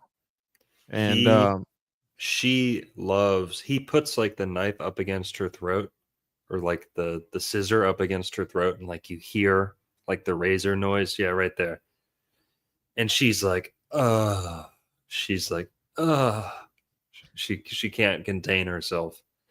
And I immediately thought of the Zohan. This had to be like the inspiration for the Zohan. And Juan, if you don't know, those who don't the know, Zoolander. this Somebody said the Zoolander. we Oh can't say man, that. That's too much. we can't. All right, whatever. No, no, no. So Fuck 'em. the Zohan is a movie about an Israeli spy, literally a Mossad super soldier, who abandons his life of fighting terrorism in the Middle East to become a hairdresser in New York. What I remember. Yeah, I Funniest, remember seeing this one. funniest movie I've ever seen. I think this is my dad's least favorite movie he ever saw. Hated it. Never forgave us for bringing this home and like playing it on DVD at the house. Uh-oh. This movie's hilarious. I really, really like this movie. It's hilarious. It's funny about the Israel-Palestine conflict. Very funny. This was like 15 years ago. You can make a joke about it, anything. And it is a very funny movie. Okay. It's like the Tropic Thunder. Like Ben Stiller had Tropic Thunder. Adam Sandler has the Zohan. It's his best work by far. I'd have to rewatch it. It's been a long time since I saw it. Now, in that movie, it's the same thing. He's a hairdresser. He wants to be a hairdresser, but he's also a Mossad super soldier. And every woman that meets him is like obsessed with him and wants to bang him. But they're all old ladies. They're all like super, super old ladies. He does their hair and then bangs them. That's the movie. So he's like the number one. By the end of the movie, he's like the number one hairdresser in New York because he just bangs all the grandmas when they get their hair done. And that's the movie.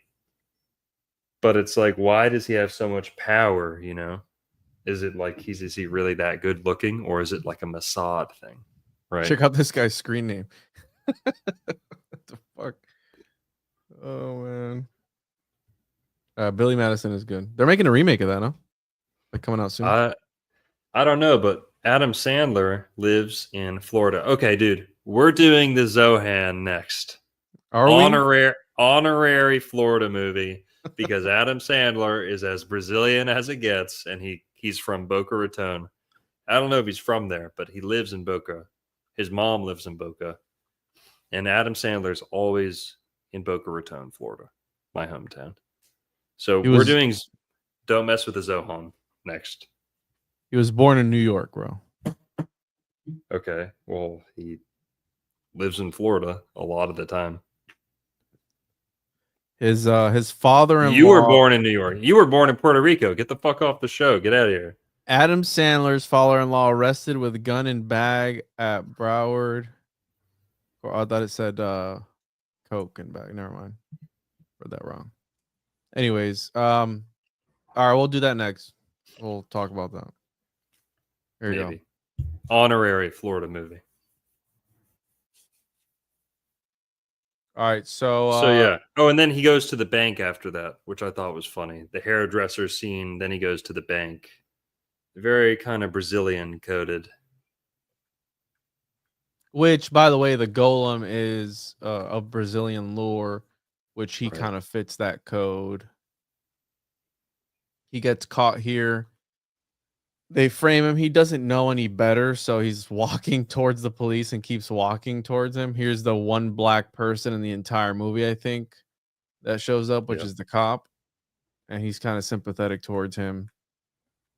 And then this is the part where everything takes a turn, right? He kind of starts acting off. He starts showing his anger, where he starts to put his nails or his hands on everything and starts tearing up the wallpaper.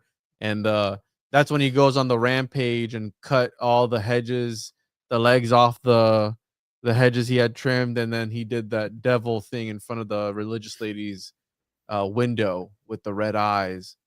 So here he is, like tearing up the wallpaper and everything. So he kind of has a turn as a character after the scene that he gets framed. I guess he's seen like the true nature of people. They can backstab you, even though they ask you for things. It doesn't necessarily mean that it's the right thing to do. So he's trying to people please, but it's not going well for him. He doesn't really understand good from right and bad and good and all this sort of stuff. So he's having a dilemma there. And what else we got? They're putting up some. I saw a question. Is this a Christmas movie? Would you consider this a Christmas movie?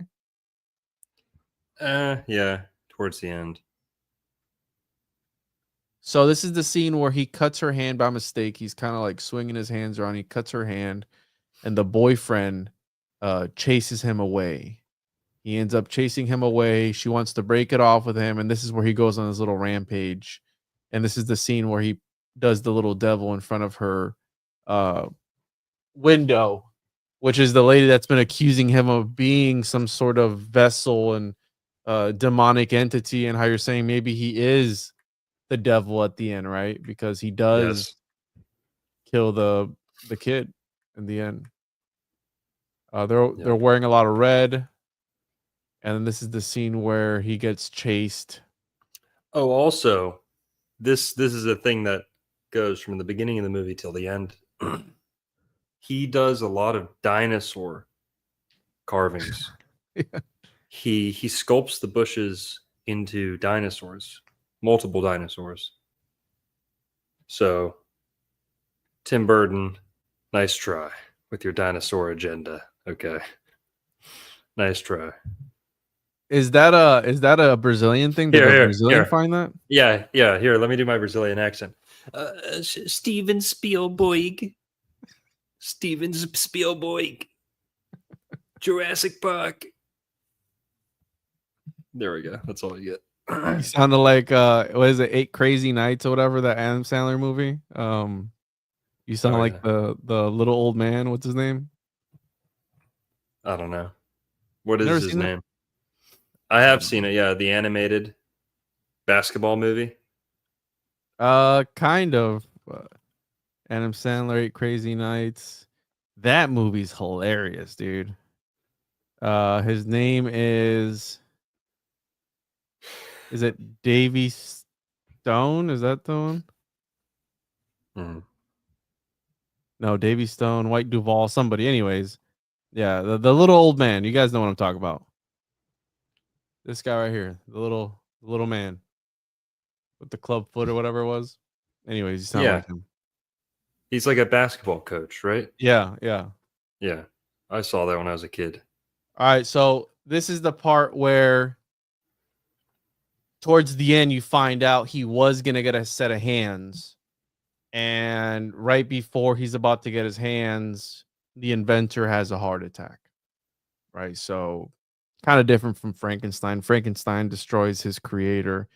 In this scene, he just has, a heart attack, and you can kind of see after that his whole life is shattered. And what happened to the inventor's body, we don't know, but he just lied there, and he like cuts his face, which is weird because he's trying to, I guess, caress his face or something, and he cuts his face, and you see. Oh, dude, direct Dexter reference, or Dexter's referencing this movie. Well, when he Totally. takes the samples.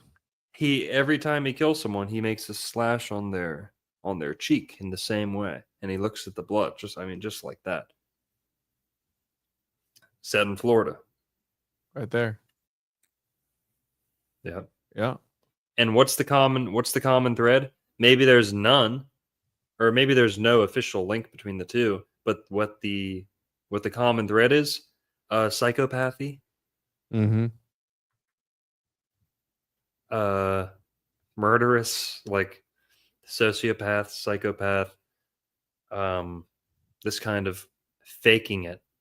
Everyone's happy, cheery around you, and you're just stone cold pretending to be human. That's what I see them having in common. But okay. Who Really, knows?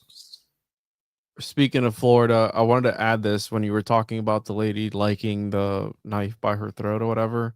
You Yeah. ever hear about this story? The Florida man tries to cut off and eat a karate teacher's toes. Did you see that in Florida? Dude, what? What is this? So Based there are some people that get off on, I guess, having things amputated off their body and then consuming it. And there was a story in Florida where this guy was going to eat some dude's toes for some concert tickets, right? So hang on, hang on. How does that equate to concert tickets? Like where's the money coming from? hold on, let me find the actual news article. He was going to do it You for why do you need uh my help to cut your toes off and eat your own toes? Or did I eat your toes? he Did was the other into it, bro. He wanted somebody to cut him off for him.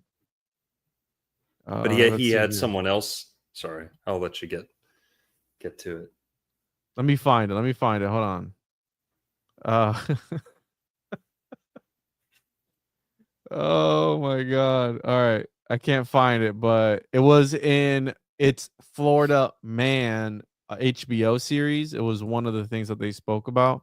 They did an episode on it, but it's based off of an actual thing that happened in Florida.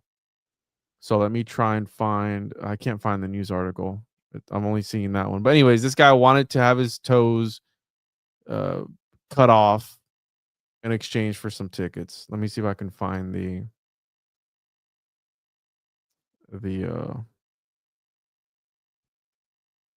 can't find it. It's fine. Anyways, yeah, that did happen in Florida. I can't find it right now. I'll pull it up later. Oh yeah, good point. These people are bringing up the Big Lebowski. Now I don't know if Lebowski's Jewish, but it sounds Polish. Shit, I don't know if Lebowski's Brazilian, but it sounds Polish, and many Poles are Brazilian. Make that make sense, people.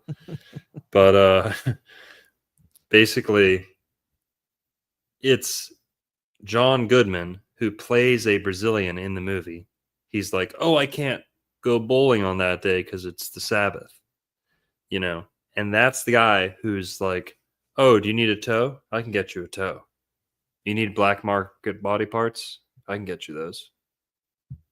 Whatever." So it Isn't that says here, um, a new show on Max that tells outlandish but true stories about people from Florida alongside reenactments by a host of well-known comedic actors focuses on the 2019 tale of Phil, the guy who tried to fund a trip to see bass music artist Bass Nectar in no, Colorado by no, yeah. Hang on, let's reel that back real quick, okay? Bass music, bass music. Go fuck yourself. bass music. Narco Longo.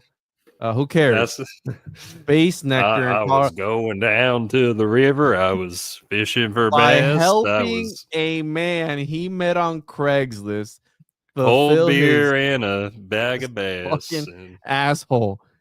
Oh man, who gives a fuck how I say bass bass? Who cares? How do you say it, Narco? How do you let's say go it? on. Let's go on down to the bass festival. A little bit of bass nectar on there. How do you say it, bitch? Bass. The boom, boom, boom All bass. right. Bass music artist Bass Nectar in Colorado by helping a man he met on Craigslist fulfill his biggest fantasy, having a stranger cut off, cook, and eat 3 of his toes. That was his fantasy, bro. Is that What a like What type of cuisine are we talking? I don't know, but apparently that was his fantasy, dude. That's what he liked. And this isn't the first time this has happened. This particular one happened in Florida. I remember there was another dude who his fantasy was to get like offed by somebody, and there was a whole case as to if somebody wants you to off them, is that murder? If that's their if that's their choice in fantasy, what would you consider that?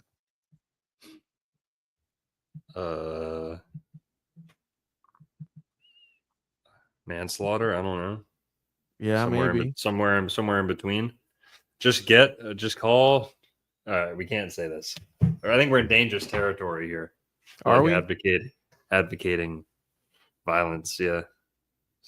Oh well, okay, fine. We won't talk about it, but like you can't recommend methods. Yeah. Somehow. Yeah. Well. Again, this is the article. Victim of cannibal agreed to be. He agreed to it. So what? Then what? Can you prosecute somebody for doing that if you can prove that they wanted it? Anyways, let's finish this movie up. It is a Florida thing. It did happen. Anyways, interesting.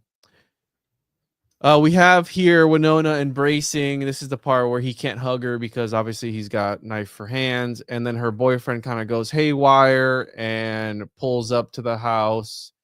Also, the younger brother, like we never hear from him at all. It's like he doesn't exist. The family doesn't care about him. I noticed the family doesn't care about their kids. That jumped out to me. The daughter's out with the boyfriend all the time, all day long, all week long. It seems like out at night in the van. And the boy, he's like, no one pays attention to him either.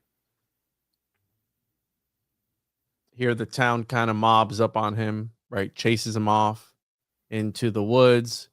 The cop fires off a few shots, and it kind of insinuates that he's, taking him out. And everyone's looking. And then she follows him in there. They meet one last time. Her boyfriend shows up with a gun, tries to well, what's interesting is when the cop shoots up into the air, he just gets in his car and leaves. Yeah. And the mob he felt bad for him. Yeah. Well, yeah, but at the same time, he's also like, well, not my problem. We didn't do nothing. He just drives away and like lets the mob do what they want, Like, yes, he feels bad for him, but he also lets them. Well, he can't stick around too long. He's kind of lazy. I think he was a DEI hire. So the boyfriend tries to take him out, right? Then he ends up stabbing him. Did the movie end? Oh shit. Hold on. Shit. That thing is acting up. I can't. Oh man. The movie bugged out, bro. That's pretty much the end. It's pretty much it, yeah. He slays the boyfriend kind of accidentally, kind of not. No, I think he did it. I think he did it on purpose, bro. I think he did it on purpose. Or he saw that he was after him, and then he went ahead and stabbed him in the heart and threw him from the second story window. And now, then, go ahead. I was just gonna say that, the movie ends here. She confesses her love for him, which also mind blowing. Like, yes, actions speak louder than words, but he says nothing, and he's like mentally retarded. And she's like, "Oh my, we can never be together. Oh, I love you so much. What are we going to do? Oh my God." And it's like, bitch, what's wrong with women's brains? They love the troubled, weak, ugly duckling. Hollywood is just brainwashing them to like to value, like to be sympathetic for people instead of valuing like strong, healthy, smart, the obvious, like what people should be attracted to.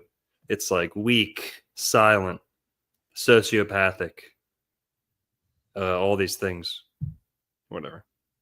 Jumps out to me.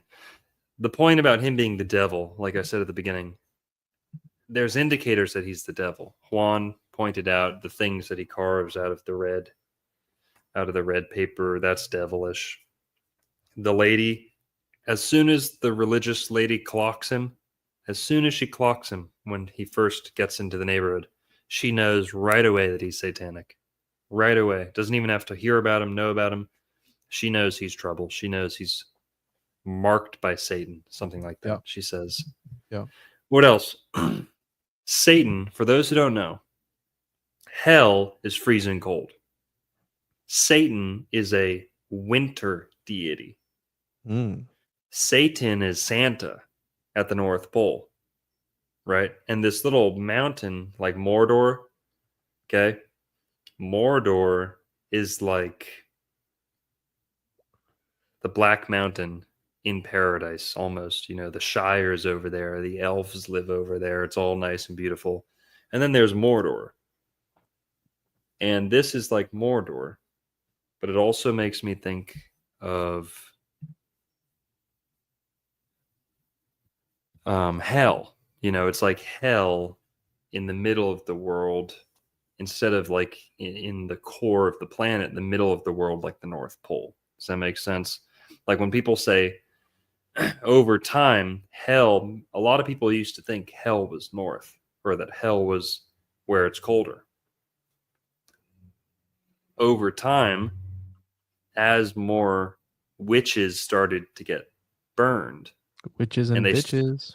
As soon as the church started using fire as a punishment, they wanted to scare people with fire. You'll pass straight through fire into hell. They start coming up with concepts like this, fire being punishment.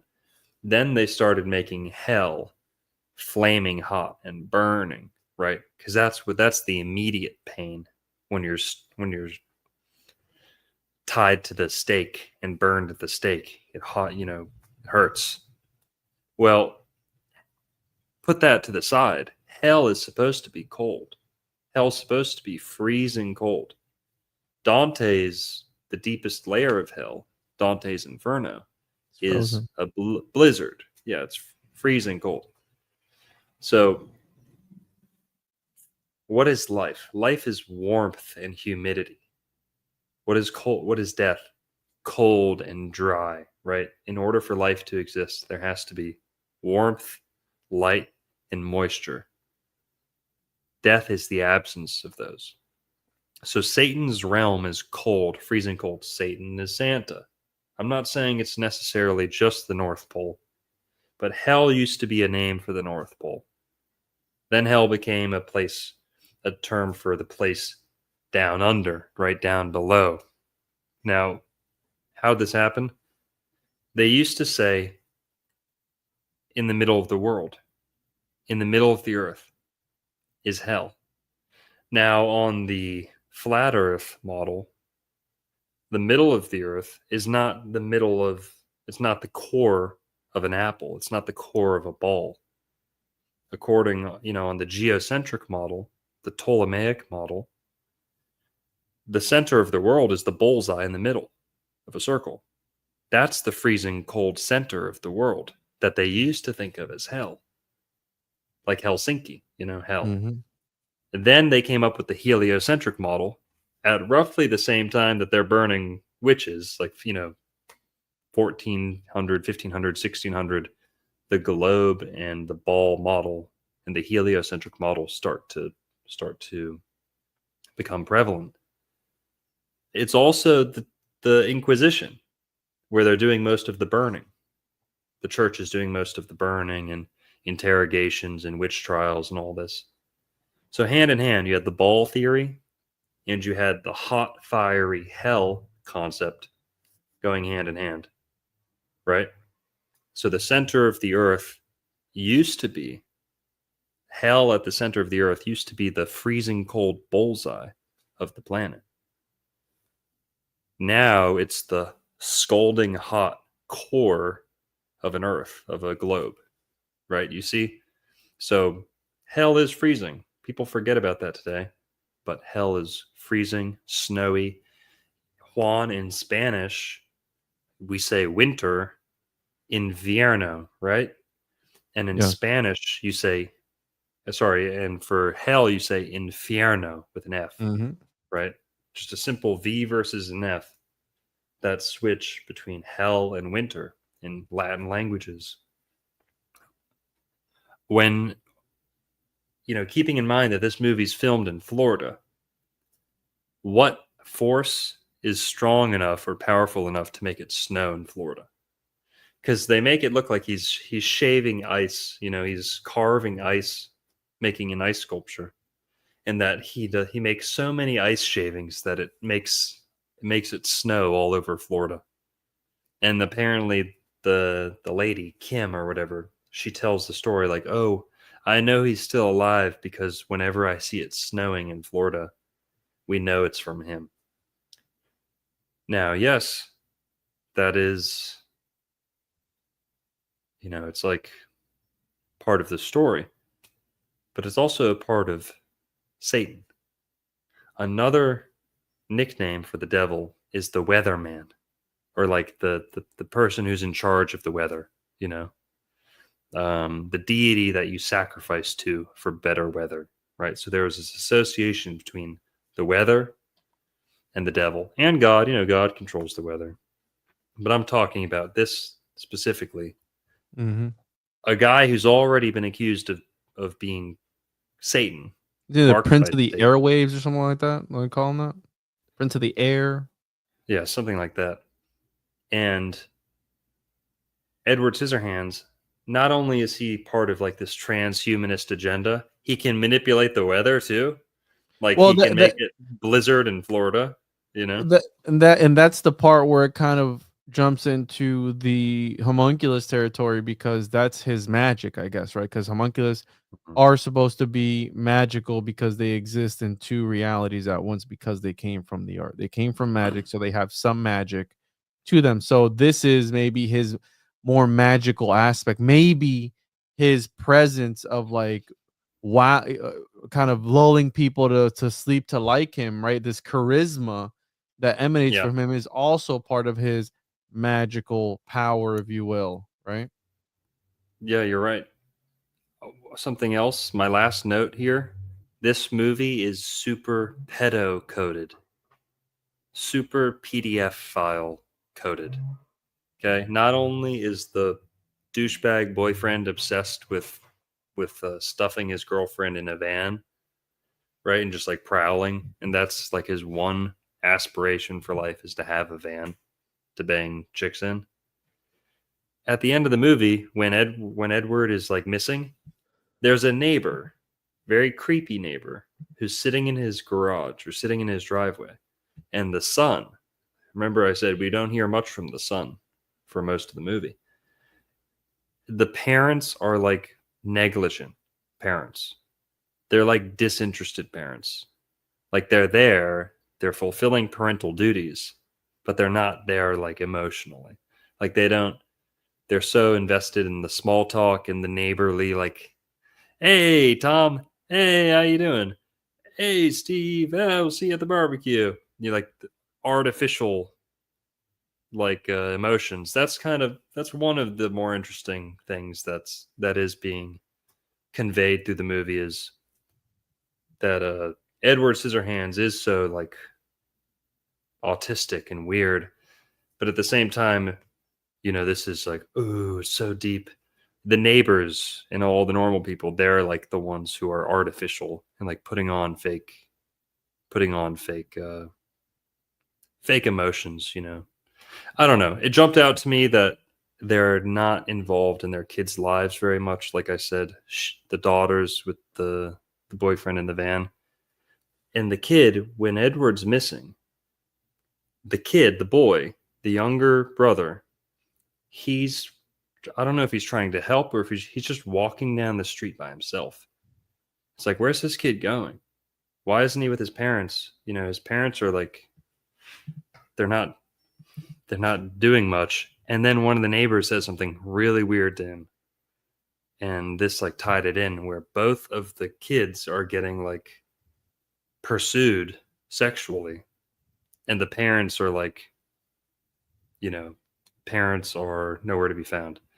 And when the boy's walking away, one of the neighbors says to him, "Yeah, go look for Edward," something like that. And then he goes, "Like a good boy," and it like zooms in on his face. He's like a good boy. He's like, "Yeah," and he's this creepy pedo neighbor, and the boy is just like, and then he just keeps walking, and then it never gets addressed. The movie never talks about it, never like explains that. But the neighbor was a total pedo, totally like luring or like harassing this kid. It's very brief, but very sus. Go look at it. You guys will see what I mean. So I didn't catch that. That's interesting. I want to add a couple more things. So I found this gem the other day, right? You're talking about Satan, winter, North Pole, and of course, Jack Black plays Satan in a movie, but it's about a dyslexic boy who writes a Christmas list to Santa Claus, but he says to Satan, North Pole, and it's all about Jack Black. And look at this little gingerbread man right here. This little gingerbread man looks like the cutouts that Edward Scissorhands was carving and cutting out of paper. That one right there. Yeah. So Dear Santa with Jack Black, who is Brazilian. I found this the other day. He is literally Satan in this movie, and he's supposed to be, Santa kind of sort of thing. So very interesting. I found this the other day on a live that I was doing. I stumbled across it by accident.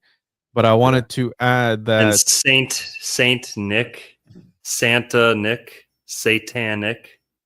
Come on. And Little Nicky was again Adam Sandler's movie, right? Wasn't it like he was the son of Satan?